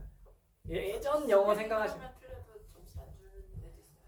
네, 네 맞습니다. 이게 다 채점 기준이 있는데 스펠링 네 틀리면 점수 다 안 줍니다. 그냥 부분 그러니까 이게 다 달라요. 어떤 여기까지 뭐 예를 들어서 여기까지 쓰면 뭐 부분 점수 주거나 이럴 수도 있고 아니면 아예 안 줄 수도 있고요. 어쨌든 이게 등급을 가르는 문제라는 겁니다. 특히 이 지역에서는 그럴 거예요. 왜냐하면 공부를 다 어느 정도 잘하는 애들이 모여 있는 집단이니까 객관식으로는 변별이 잘 안 될 거예요. 선생님들도 객관식은 줍니다 그냥. 그러니까 좀 주는 문제를 많이 내요. 왜 어차피 서사평에 다 틀릴 거니까. 여기서 다 틀려요. 웬만큼 공부해가지고는 맞추기 쉽지 않아요. 네, 이런 식으로 문제 나와요. 그러니까 모의고사, 그러니까 이거 수능 뭐 부교재예요. 수능 특강 라이트라는 거 부교재가 있거든요. 부교재가 있는데 고등학교 문제는 기본적으로 뭔가를 외워서 풀 수 있는 문제가 안 나와요. 이게 빈칸을 풀었잖아요. 그러면 빈칸을 풀었으면 원문은 다른 거였을 거예요. 근데 그 부분을 살짝 다 바꿔치기를 해놓는 거예요. 그래가지고 이제 이렇게 써야지 이런 문제가 나오는 거예요. 그러니까 뭐 이거 정답이 중요한 건 아닌데, 그러니까 느낌을 이해하시라는 거예요. 이 부분을 살짝 뭔가를 다 바꿔치기를 해놓는 거예요. 그러니까 외워서 그대로 못 쓰게. 그렇게 이해를 하시면 돼요. 그러니까 좀 느낌이 오세요? 그러니까 애들이 얼마나 힘들지 그거를 이해하시라는 거예요. 제가 말하는 이 문제를 풀라는 게 아니고요. 절대 질문 안 합니다. 네. 이겁니다. 그래서 이제 제가 예를 들면 저도 이제 실제 문제를 내본 사람이니까요. 저도 제가 내는 문제 5% 미만 정답률 문제 많이 냈거든요. 근데 이런 원칙을 가지고 저는 문제를 냈었어요. 그러니까 영어를 영어답게 최대한 작성을 해보도록 하자라고 해서 뭐 무생물 주어, 인과관계 동사, 적절한 전치사를 제대로 쓸 수 있는지 어법에 맞게 이런 걸 가지고 문제를 많이 내가지고 실제로 제가 아까 이거 말씀드렸었잖아요. 1, 2, 3번 해가지고 이제 애들한테 이 정도 지식이 이제 있는 애들이 풀 수 있는 문제를 내는 거예요. 그래서 프레젠트라는 단어도 어렵진 않잖아요. 어렵진 않은데 뜻 물어보면 1, 2, 3번 뜻 뭐냐 물어보면 애들 다 멍해요. 근데 이걸 대답하는 애가 있어요. 걔가 1등급을 받아요. 네. 이걸 딱 대답하는 애들이. 그래서 뭐 이런 식으로 고등학교 오면은 이제 이 정도 뜻까지 알아야지 풀 수 있는 문제가 나오는 거예요. 발생하게 하다라는 뜻이 있어요. 프레젠트에. 그래서 아마 상상도 못 하시는 뜻일 수도 있는데 이런 정도까지 알아야지 풀 수 있는 문제가 수능에 나온다는 거예요. 내신도 그렇고. 이렇게 품사별로 다 이렇게 이해를 하고 있어요. 그래서 이런 식으로. 네. 그래서 프레젠트 이렇게 1, 2, 3번 뜻을 이해할 정도 수준으로 중학교 3학년까지는 이제 갖춰야지만 풀 수 있는 문제들이 나온다는 거죠. 그래서 예를 들어서 이런 문제가 있어요. 이게 제가 이제 항상 그 아이 MRI를 찍는 겁니다. MRI. 궁금하시면 집에 가서 해보셔도 돼요. 우리 애가 중3인데 혹시 영어 수준이 어느 정도 궁금하시면 중2, 3인데 만약에 중2, 3학년인데 이 문제를 딱 줬는데 2, 3분 내에 만약에 딱 썼다라고 하면 얘 1등급 맞을 겁니다. 제가 장담합니다. 제가 개발한 MRI예요.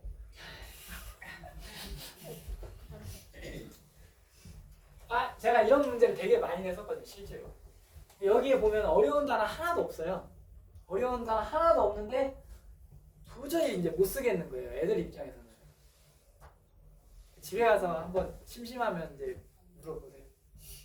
답은 이거거든요. Fire across him his life거든요. 답은.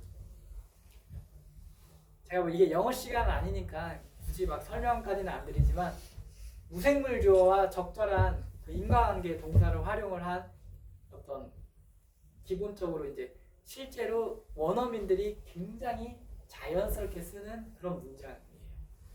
근데 선생님들이 이런 식으로 문제를 낸다는 거예요. 절대 지엽적인 걸 물어보는 게 아닙니다. 기본기가 얼마나 탄탄한지를 물어보는 거예요. 그래서 코스트에도 실제로 이런 뜻이 있다는 거죠. 손실을 입게 하다. 이것도 이제 마찬가지 문제였고 서브젝트에 대해서 쓰임을 아는지. 그래서 고등학교에 가면요 서브젝트가 형용사라는 사실을 모르면 풀 수 없는 문제가 나와요. 그리고 to라는 전치사가 반드시 붙어야만 된다라는 이런 정도의 지식이 있는 문제를 풀어야 하거든요. 그래서 실제 수능에 보면 이제 이 정도 수준까지 나오거든요. 7번 수준까지 다 알아야 합니다. 수능 문제를 풀려면 그리고 내신 서술형을 풀려면 이 정도까지 알아야 돼요. 그러니까 옛날 영어 생각하시면 안 돼요. 네. 예전 영어 생각하시면서 수능 영어 100점 맞았단 말 하시면 안 돼요. 2000년대 초반 6차 교육까지 수능 영어는 중3 수준밖에 안 돼요. 7차로 오면서 영어가 어려워지기 시작을 했고요. 본격적으로 어려워지기 시작한 건 2010년대 초반부터 난이도가 급상승했고 계속 상승하고 있습니다. 현재 수능의 수준은 대략 대학교 한 2, 3학년 수준 정도라고 생각하시면 돼요. 미국 대학교 한 2, 3학년 수준의 지문이 수능에 나오고 있습니다. 그래서 제가 이제 학생들 강연할 때는 이제 이런 것도 한번 풀어보려고 해요. 제가 저번 주에는 저기 저 밑에 지역에 가가지고 학생들 대상으로 강연을 했거든요. 그래서 학생들한테는 이거 이제 주고 거기도 이제 중3과 고1이 대다수였어요. 그래가지고 이렇게 쫙 이것도 MRI입니다. 이것도 MRI인데 이거 풀어보라고 시켰는데 애들 다 쩔쩔 매더라고요. 보니까 보면 돼. 뭐 한 단어를 추가해가지고 이 뜻을 이제 완성을 하라는 거예요. 이게 전형적인 영어식 사고를 할 수 있냐 없냐 이거를 검증하는 거거든요. 네, 찍으셔도 돼요. 네, 정답은 제가 보여드릴게요. 정답은 이거였거든요. 만약에 우리 자녀가 뭐 중3인데 아 이거를 자효자대로 막 쓴다라고 하면 진짜 어마어마한 영어 실력을 갖추고 있는 애고요. 그러니까 저도 저 애한테 이렇게 시키고 싶은데 참 쉽진 않아요. 저도 물론. 네, 저도 참 쉽진 않은데 욕심을 부리고는 싶은데 저도 그래서 막 그 그림 막 영영사전도 사주고 같이 찾아보자고 하고 하는데 사실 쉽지는 않습니다. 쉽지는 않은데 이런 거를 근데 제가 보니까 딱 한 명이 이걸 정확히 쓰더라고요. 한 30명 중에 한 명이. 알고 봤더니 걔가 그 지역 1등인 애였습니다. 그 지역에서 1등이고 모의고사도 2등급 정도 맞는 학생이었는데 고3 이번에 올라가는 데 있었거든요. 그 애는 이걸 다 쓰더라고요. 고3으로 아 그래서 얘가 내신 1등급인 이유가 있구나 라는 생각을 했습니다. 왜냐면 그 학생도 제가 상담을 좀 해줬었거든요. 갑자기 상담을 해달라고 해가지고 서울대 지역균형 가고 싶다고 했는데 아 갈 수준이 되겠구나 라고 확신을 했습니다. 거침없이 쫙 쓰더라고요. 보자마자 쫙. 물론 걔는 고3 올라가는 애. 근데 그런 애 없어요. 고3 올라가는 애도 대부분 쓰기 힘들어요. 이게. 근데 실제로 이거 보시면 이게 원서나 이런 데 뭐 영어 책에 너무나도 많이 나오는 문장 형태입니다. 수능 영어라는 거가 다 아시겠지만 17문제가 듣기고 28문제가 독해가 나와요. 그래서 한 1분 30초 이내로 풀어야 합니다. 수능 영어. 근데 이게 공식처럼 정해진 거예요. 이렇게 문제가 나옵니다. 이런 식으로 문제가 나오고요. 근데 제가 이거는 그동안 영어를 가르치면서 제가 나름 경험을 토대로 해서 한번 생각을 해본 거예요. 듣기만 담아져도 한 37점 맞습니다. 듣기는 어렵지 않아요. 수능 듣기 들어보시면 푸실 수 있는 수준이에요. 그래서 어렵지는 않고요. 그리고 18번부터 28번까지도 쉽게 나옵니다. 그래서 중학교 3학년에서도 공부 좀 하는 애면은 수능 문제 18번에서 28번을 풀 수 있어요. 그래서 만약에 우리 애가 아 수능 문제도 풀어요 라고 말하면 저는 몇 번 문제를 풀었는데요 라고 꼭 물어보죠. 18번에서 28번이라고 하면 아 네. 문진한 수준입니다. 18번, 28번은. 근데 이제 41번부터 45번도 상대적으로 쉬워요. 상대적으로 쉽다는 거예요. 그래서 여기까지 풀면 한 3등급 정도 맞는데요. 3등급 정도부터가 대입에서 의미가 있습니다. 그래서 이제 제가 본격적으로 그걸 말씀을 드릴 건데 후반부에. 그리고 이제 갈수록 조금씩 어려워지고요. 빈칸 추론이나 순서 넣기, 순서하고 이렇게 문장 삽입하는 문제가 있거든요. 그게 되게 어렵게 나와요, 요즘. 특히 빈칸 추론 정말 어렵습니다.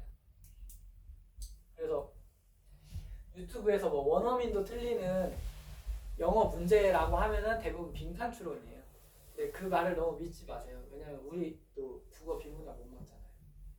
그거랑 똑같은 원리예요. 그렇게 생각하시면 돼요. 그 원어민이 공부를 못하는 원어민. 그렇게 이해를 하셔야 돼요. 그러니까 수능 문제가 잘못된 게 아니에요. 수능은 철저하게 아카데믹 능력을 측정하는 시험이기 때문에 당연히 원어민도 틀릴 수 있습니다. 학문적 능력이 떨어지면. 외국서 살다가도요 수능 1등급 못 맞는 애 많아요. 굉장히 많아요. 우리가 한국에서 평생 살아도 국어, 비문학 다 못 맞추잖아요. 그거랑 똑같은 거예요. 이게 작년 수능 문제였어요. 제일 어려운 수능 문제였습니다. 안 읽고 싶으시죠?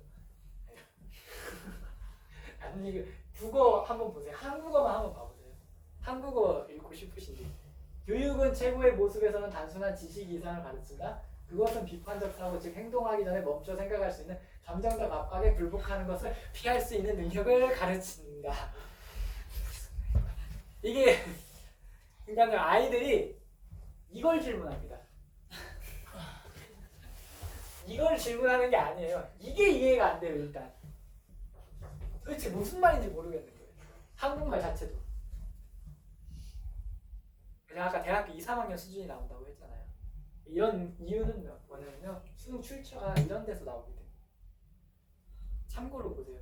이게 이제 보시면 수능 출처 주제 보시면 뭐 공학, 심리, 과학, 심리, 언어, 컴퓨터, 법학, 경제, 자연, 법, 역사, 화학 이런 데서 나와요.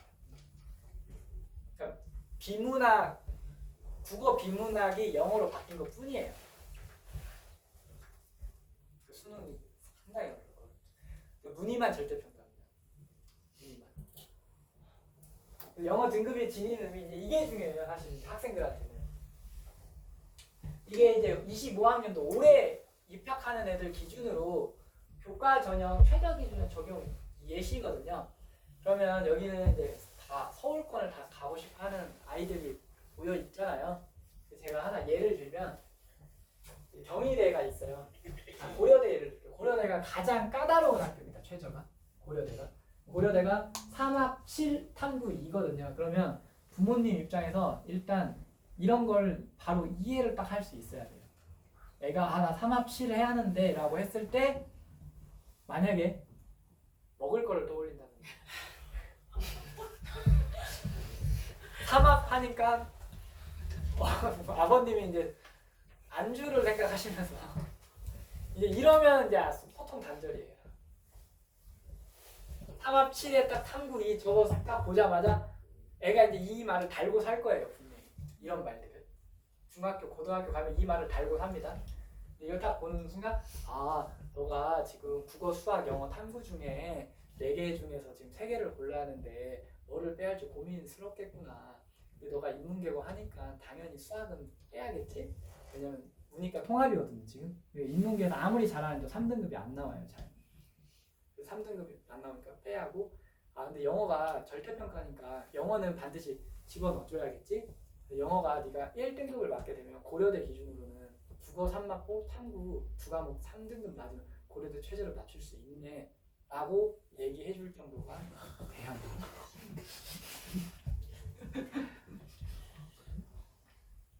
그러니까 이거예요. 이런 대화를 자연스럽게 이제 중고등학교에 가면 하실 수 있어야 한다는 거예요. 그것 때문에 이 설명회를 오시는 거죠. 이미 알고 계신 분이면 그냥 바로 나가셔도 돼요.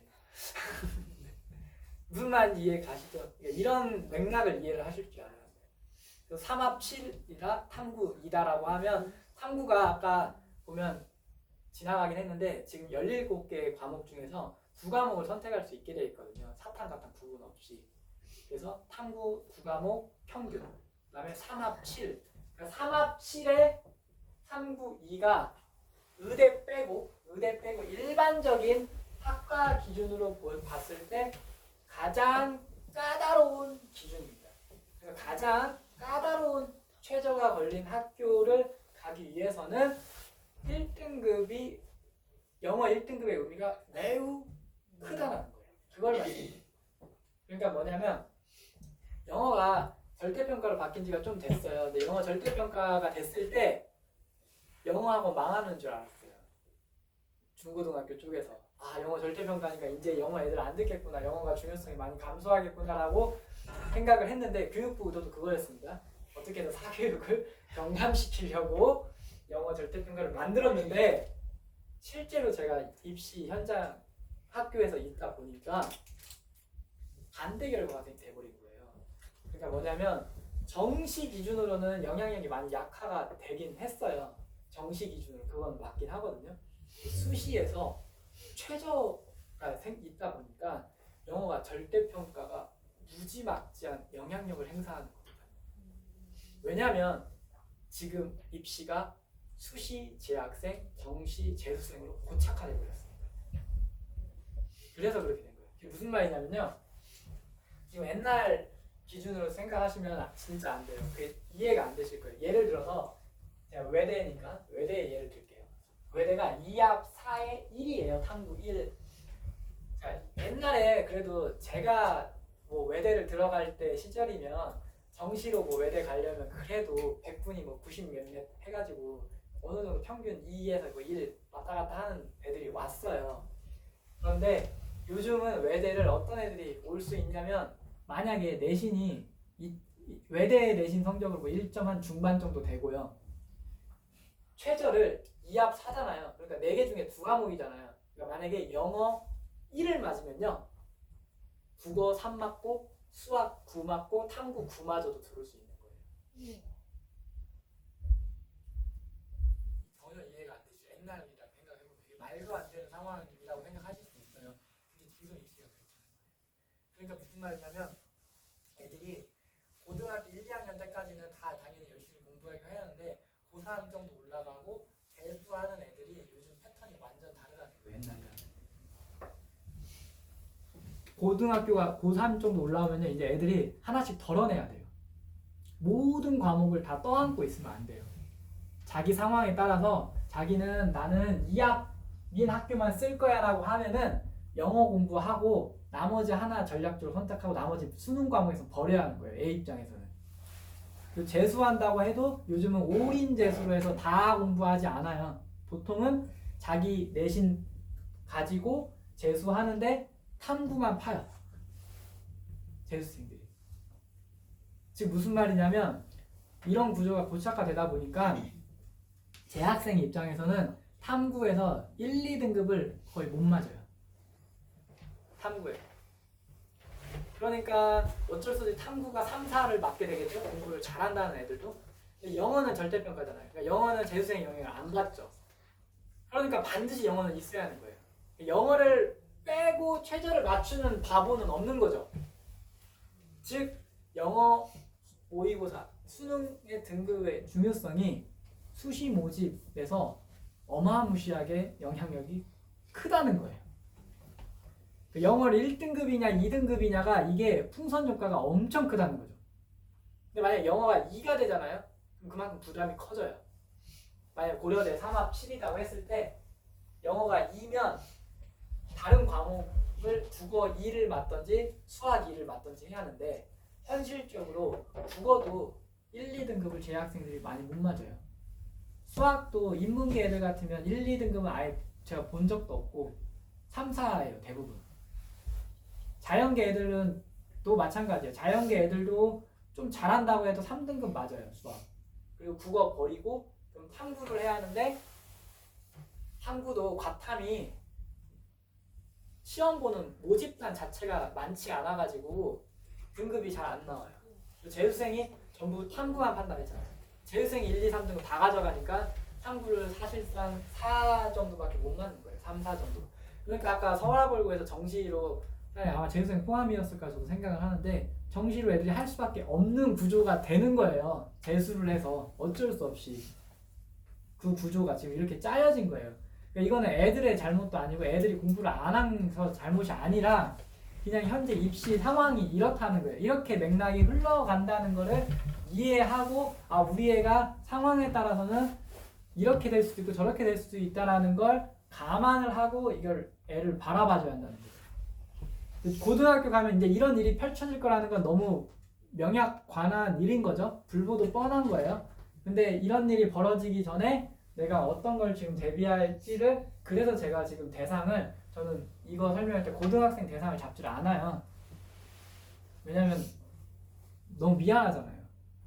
고등학생들한테는 이미 너무 많이 지나와 버렸잖아요. 초등학교나 중학교는 그래도 희망이 있잖아요. 제가 지금 모든 지역을 다니면서 느끼는 점이거든요. 실제로도 그렇고 저도 가까운 사람이 수학을 한다고 했잖아요. 그분의 얘기를 들어보니 수학도 만만치 않더라고요. 그 땡땡 먼 수학 때문에 아주 머리가 아파요. 그렇기 때문에 이사를 가야 하나 말아야 하나 하루 종일 그런 얘기를 하거든요. 수학도 얘기를 들어보니까 막 초등학교 때부터 이미 전쟁이 시작이 되는 상황이고 영어도 어쩔 수 없이 그렇게 되는 상황이고 이런 의미를 잘 이해를 하실 필요가 있습니다. 그래서 수도권 아니 서울의 최상위권 학교는 반드시 영어 1등급을 맞을 필요가 있다. 만약에 2등급을 맞게 되면 이제 중상위권 서울의 상위권에서 중상위권의 대학에 최저를 맞출 수준이 될 거다. 이 정도를 감을 잡으시면 되고요. 그다음에 의대 같은 경우는 무조건 1입니다. 의대는 한번 보세요. 가톨릭대 의대가 가장 까다롭거든요. 4, 5예요. 그러니까 모든 과목을 다 반영하면서 영어가 만약 2가 뜨면 다른 과목 다 1맞이 한다는 거거든요. 현실적으로 그럴 애는 없을 거예요. 그러니까 영어 반드시 의대는 무조건 영어 1 찍어야 돼요. 그렇게 생각하시면 간단해요. 그냥 의대 가려면 영어는 무조건 1이어야 한다. 근데 영어가 2가 되는 순간 전략이 안 쓰지 않아요? 딱 보셔도 3합 4인데 영어가 2예요. 그러면 국어, 수학, 탐구 이런 데서 1 무조건 맞아야 한다는 건데 현실적으로 쉽지 않다는 거죠. 그래서 이렇게 지금 전형이 설계된 경우는 재학생 중에서는 아마도 최저 맞추면 진짜 붙을 거예요. 근데 최저를 일단 재학생들은 최저를 못 맞추고요. 재수생은 내신이 좀 안 좋아가지고 그게 문제고. 그래서 일단은 여기서 함의는 뭐냐면 최저에서 나오는 함의는 뭐냐면 일단은 무조건 내신을 잘 따야 돼요. 왜냐면 내신은 변하지 않거든요. 한 번 딱 정해지면. 그래서 무조건 내신 잘 따야 돼요. 고등학교 첫 시험 무조건 내신 잘 따야 돼요. 근데 그거 잘하려면 중학교 때 준비가 되어 있어요. 초등학교 때 준비가 되어 있어요. 그래서 내신 무조건 잘 따놓고 상황에 따라서 이제 전략을 유연하게 생각하셔야 돼요. 애에 따라서 너무 달라요. 예를 들어서 예전에 저도 뭐 재수할 거냐 말 거냐 이런 상담하는 애들 되게 많거든요. 그러면 저는 이제 제 지표는 제가 보는 지표가 있어요. 얘가 재수해도 성공할지 말지는 제가 봤던 거는 뭐냐면 일단 제일 먼저 보는 건 저는 국어 비문학 성적을 제일 먼저 봤어요. 저 같은 경우 국어 선생님한테 제가 여쭤본 적이 있어요. 국어를 어떻게 하면 잘할 수 있냐고 제가 물어봤거든요. 하도 애들이 제가 영어를 가르쳐도 다른 거 과목도 다 연계돼 있어가지고 그랬더니 국어 선생님께서 다시 태어나면 되지. 대치동에서도 유명한 말이 있잖아요. 집 팔아도 안 되는 게 국어다. 희망을 가지셔도 됩니다. 상대적으로 영어는 돈의 힘으로 극복이 좀 가능한 상대적으로 부모 경제 사회 지위를 가장 많이 받습니다. 영어가. 그래서 그런 말도 있어요. 잉글리시 디바이드라고. 그 부모 사회 경제적 지위에 따라서 애의 영어 실력이 갈린다. 상대적으로 부모가 좀 더 관심을 좀 갖고 경제적인 지원을 적절하게 그 전문가에게 잘 맡겨서 의뢰를 해주고 하면 영어는 1등급 맞으면 물론 좋지만 뭐 1등급이 아니어도 2등급이어도 상당히 의미가 있거든요. 최저에서 영어 2등급. 그러니까 모의고사가 4에서 3 가고 3에서 2까지는 해볼만 해요. 그래도 고등학교 와가지고 이게 절대평가이기 때문에. 근데 이제 2에서 1은 정말 쉽지는 않아요. 2에서 1은 진짜 쉽지는 않은데 4에서 3, 3에서 2까지는 충분히 해볼 수 있는 여지가 있거든요. 그래서 이런 맥락, 근데 3, 2가 상당히 의미가 있는 등급입니다. 영어 3, 2가. 왜냐하면 다른 과목에서 재수생에 밀려서 등급을 따는 게 굉장히 어렵단 말이에요. 그래서 이쪽 특히 지역에서는 1, 2등급, 2등급 정도 맞았을 때 서울권에 이름 들어본 학교를 가는데 충분히 좋은 의미가 있다라는 걸 말씀드리고 싶고요. 작년에 1등급 비율이 6% 정도밖에 안 됐어요. 문의만 절대평가예요. 90점 넘는 애들이 6%밖에 없었어요. 이 아이들도 특정 지역, 특정 고등학교 편중돼 있어요. 용인 애대부고라든지 거기 가면 이제 꼴등도 2등급을 맞는다 하거든요. 그런데 다 편중돼 있어요. 여기 보시면요, 이게 되게 중요한 의미가 있는 통계인데요. 작년에 6월 달에요. 제가 말씀드릴게요. 6월 달에 재학생이 일단 지원은 38만 5천 명이 했어요. 실제 응시한 애들이 31만 8천 명이에요. 이날 배가 많이 아팠어요, 애들이. 6월 달에 원래 이게 무슨 포인트인데요. 이 맥락도 아직 잘 이해를 못 하실 수도 있겠네요. 애들이 모의고사 날 배 많이 아파요. 희한하게. 옛날보다 더 많이 아파요. 시험 안 봐요. 네. 왜냐면 이게 학교 성적에 안 들어간다고 생각하고 시험 안 보는 애들이 되게 많아졌어요. 옛날에 비해서 훨씬 많아졌습니다. 저 고3 담임 하면서 시험 모의고사 보는 날 특정 그 날 있잖아요. 문자 이렇게 쌓여 있어요. 애들 못 온다고 학교. 그리고 제 N수생이 이제 한 7만 3천 명 정도 들어왔습니다. 6월달에 처음에. 9월달에 재학생들은 배가 더 많이 아팠어요. 2만 명이 더 빠집니다. 어디로 가? 어디 놀러 갔을 수도 있고요. 제 N수생이 9만 1,000명으로 늘어납니다. 실제 수능에서는요. 이제 재학생들은 한 30만 받고요. N수생이 16만 받습니다.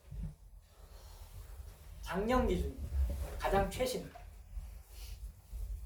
그러니까 옛날 입시랑 완전 다르지 않아요? 일부러 그러는 거죠? 재수생들이 일부러 모의고사 안 봤다가 나중에 수능에 들어가는. 일부러 안 본다기보다는요. 이제 볼까 말까 하다가 확 들어오는 거죠. 그러니까 점점 그러니까 우스갯소리로 이런 말이 있어요. 의대를 제일 많이 보내는 학교가 어딘지 아세요 혹시? 의대를 가장 많이 보내는 학교. 네. 넌센스 같은 겁니다. 서울대입니다. 아무도 안 들으시네. 그런 아이들. 네, 어떤 느낌인지 아시죠? 반수, 재수, 반수. 그러니까 막 밀려 들어오는 거예요, 애들이. 특히 작년에 의대중원 뭐 이런 여파 있었잖아요. 그러니까 아이들이 마구마구 특히 서울대 간 애들은 어떤 생각 하겠어요? 의사가 연봉이 기대 수익이 한 8배 높다고 하더라고요. 그러니까 아이들 입장에서는 요즘 아이들이 제일 민감한 게 자본에 민감해요. 생각보다 되게 보수적인 성향도 강하고요. 원장님 요즘 아이들 되게 그러지 않아요? 고객 마인드로 많이 오지 않아요?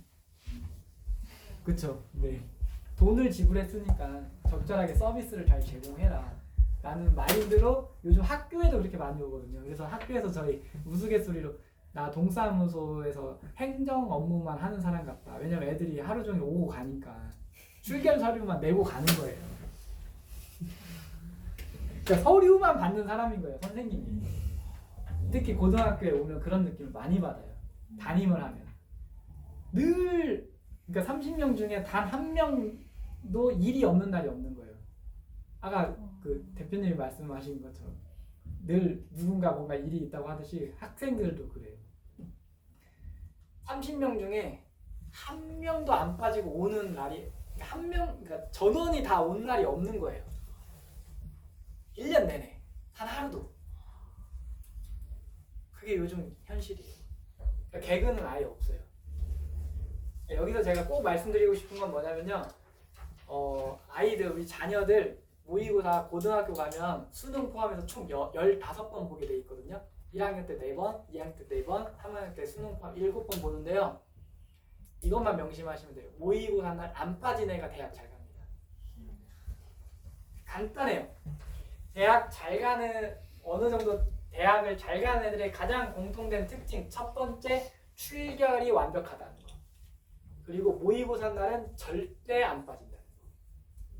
제가 한 10여 년간 학교에 있으면서 수많은 아이들을 관찰하면서 내린 결론 그리고 나는 최고의 인사 담당자가 될 수 있겠구나.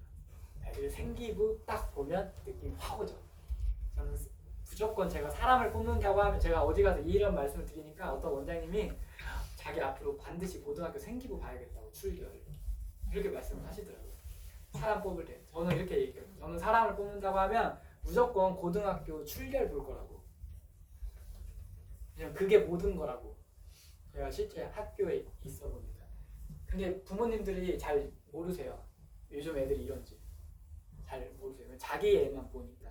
근데 전체적인 경향은 요즘 아이들이 정말 출결이 안 좋습니다. 기본적으로. 그러니까 이런 일이 벌어지는 거예요. 옛날 같으면 상상도 못하는 일이죠. 이런 일이 벌어지고 있습니다.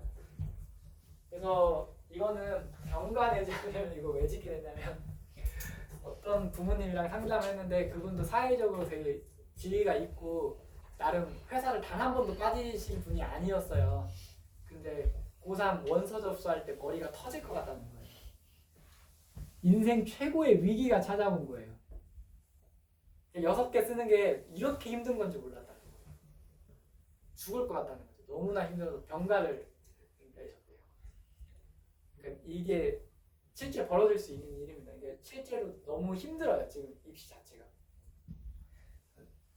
네, 열심히 초등학교 때부터 바다 익선. 네, 초등학교 저학년부터 열심히 지금 시작이 됐다고요. 이미 시작이 됐고, 그다음에 네, 중학교 뭐 어떤 성취 수준 A 이것만 믿지 마시고요. 영어 교육 전문가, 이게 어쩔 수 없이 사교육에서 이걸 할 수밖에 없는 부분이 있어요. 그래서 초등학교 때부터 좀 MRI를 많이 찍어보시면 좋을 것 같다. 그리고 학원에서 많이 찍으신다고 하더라고요. 많이 찍으시죠? 네. 네. 그리고 고등학교 가면 영어 공부할 시간이 사실 많이 부족합니다. 그래서 네, 이상 여기까지 마치도록 하겠습니다. 감사합니다.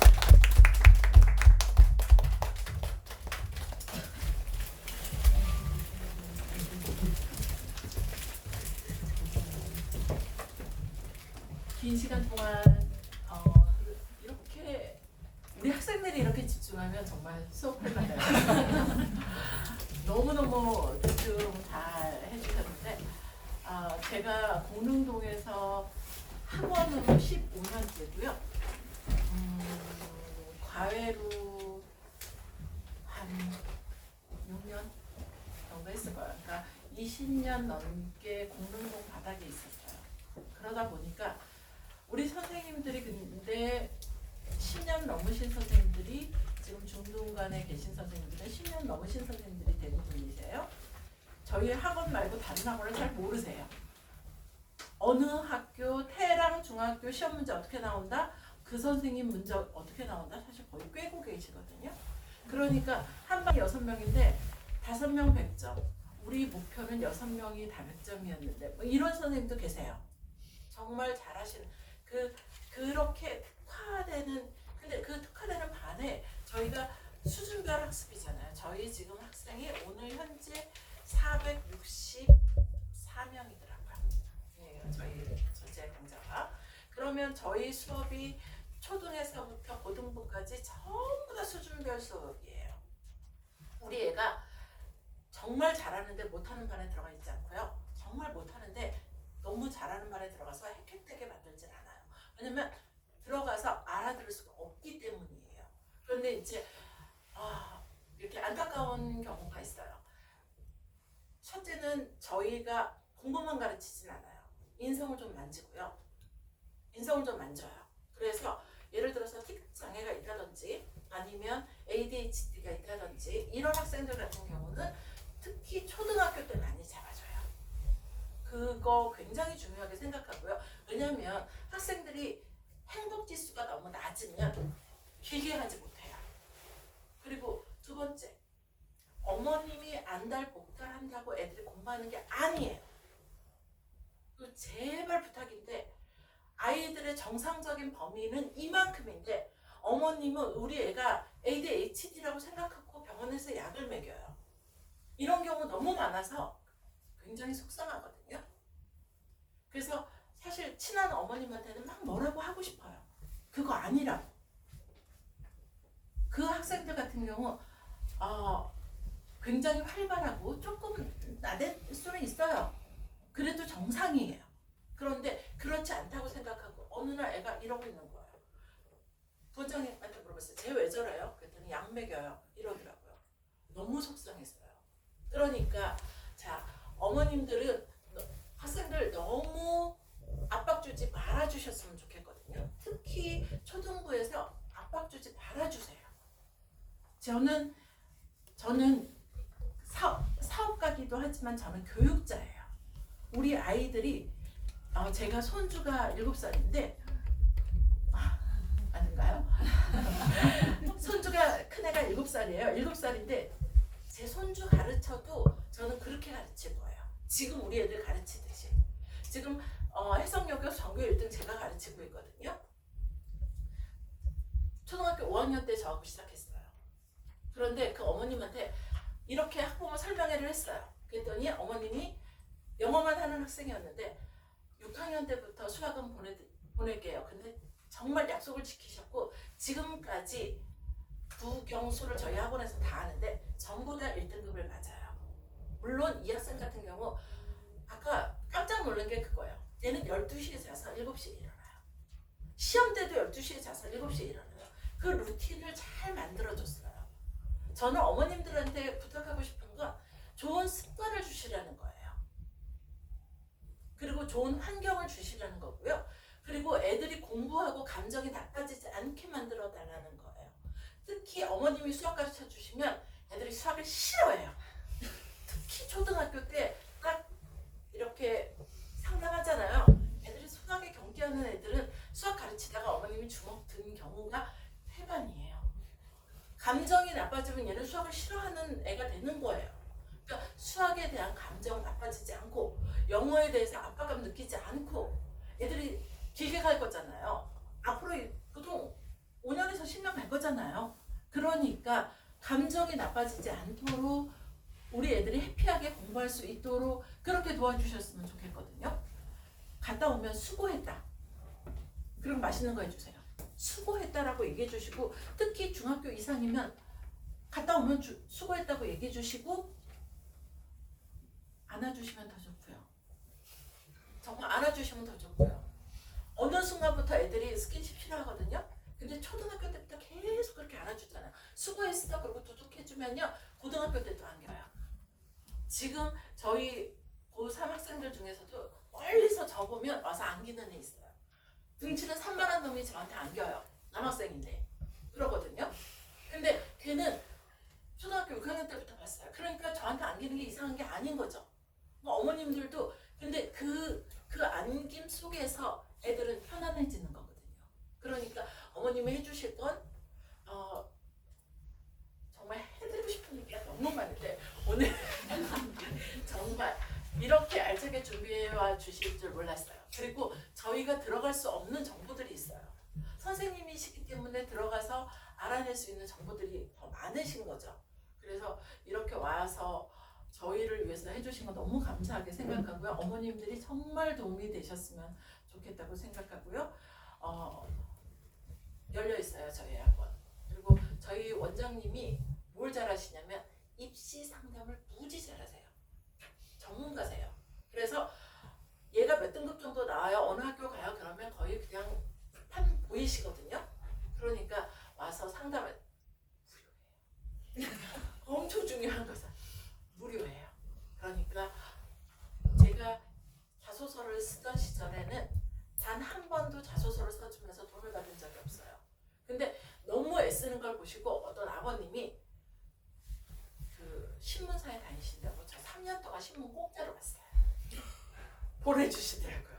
그러니까 그거는 받았어요. 그렇지만 한 번도 돈을 받아본 적이 없고요. 한 번 내새끼면 이렇게 끝까지 갈 수 있는 한 최선을 다하려고 하거든요. 그래서 우리 애는 그러니까 상담을 해주세요. 오늘 어떤 제가 가르치는 학생 중에 2명이 새로 들어왔어요. 6학년이에요. 제가 문법만 가르치는데 원어민한테 1년 동안 배웠대요. 원서로. 그래서 제가 되게 기대를 했어요. 그리고 그들은 학생들이 아닙니다. 이걸 영작하라고 그랬어요. 스튜던트의 스펠링을 2놈 다 틀렸어요. 그래서 문법 처음부터 시작했어요. 문법 처음부터. 깜짝 놀랐어요. 겉멋이 들면 안 돼요. 공부에 대한 겉멋이 들면 속이 없어요. 우리 애들 막 늦게까지 아시죠? 막 늦게까지 단어 때문에 앉혀놓고 단어 통과해야 집에 보냈잖아요. 어머님들 엄청 싫어하시는 어머님들도 있어요. 단어 통과해야만 집에 보내기 때문에. 근데 그 100단어 올 때마다 100단어씩 못 외우면 이게 쌓이는 게 우리가 10,000단어를 외워야 되는데 까먹는 속도가 더 빠르단 말이에요. 그러니까 그렇게 시킬 수밖에 없거든요. 그러니까 겉멋 들어서 무슨 이렇게 포장된 그런 공부가 아니라 뭐 원서 가지고 그냥 뭔가 하는 것처럼 하는 게 아니라 입시에 맞춰서. 저는 제일 처음에 고3 2명 갖고 시작한 과외로 시작한 학원이에요. 과외로 100명이 넘어서 학원으로 만들었고 지금 이제 군원도 있고 저희 군원이 이렇게 3개로 나눠져 있는 거잖아요. 공릉동에서 저희만큼 사실 서울대 연고대 많이 보낸 없을 거라고 생각해요. 지스트도 보내고요. 의대도 보내고요. 올해도 지금 그렇게 생각하고 있어요. 그러니까 보통 전교 1등, 만점 전교 1등도 있거든요. 그럴 정도로 잘해요. 그러니까 내 애가 모든 애가 다 잘할 수 있는 건 아니에요. 바닥에서 9등급에서 오는 애는 6등급 만들면 잘한 거고요. 5등급에서 오는 애는 3등급 만들었으면 저희는 잘했다고 생각을 하거든요. 그러니까 어머님들이 상담을 해주시면 우리 애는 이렇고 성향이 이러니까 이렇게 도와주세요 라고 말씀만 해주시면 언제든지 문이 열려있다는 거까지 여기까지만 할게요. 들으시더라고요. 정말 애쓰셨어요.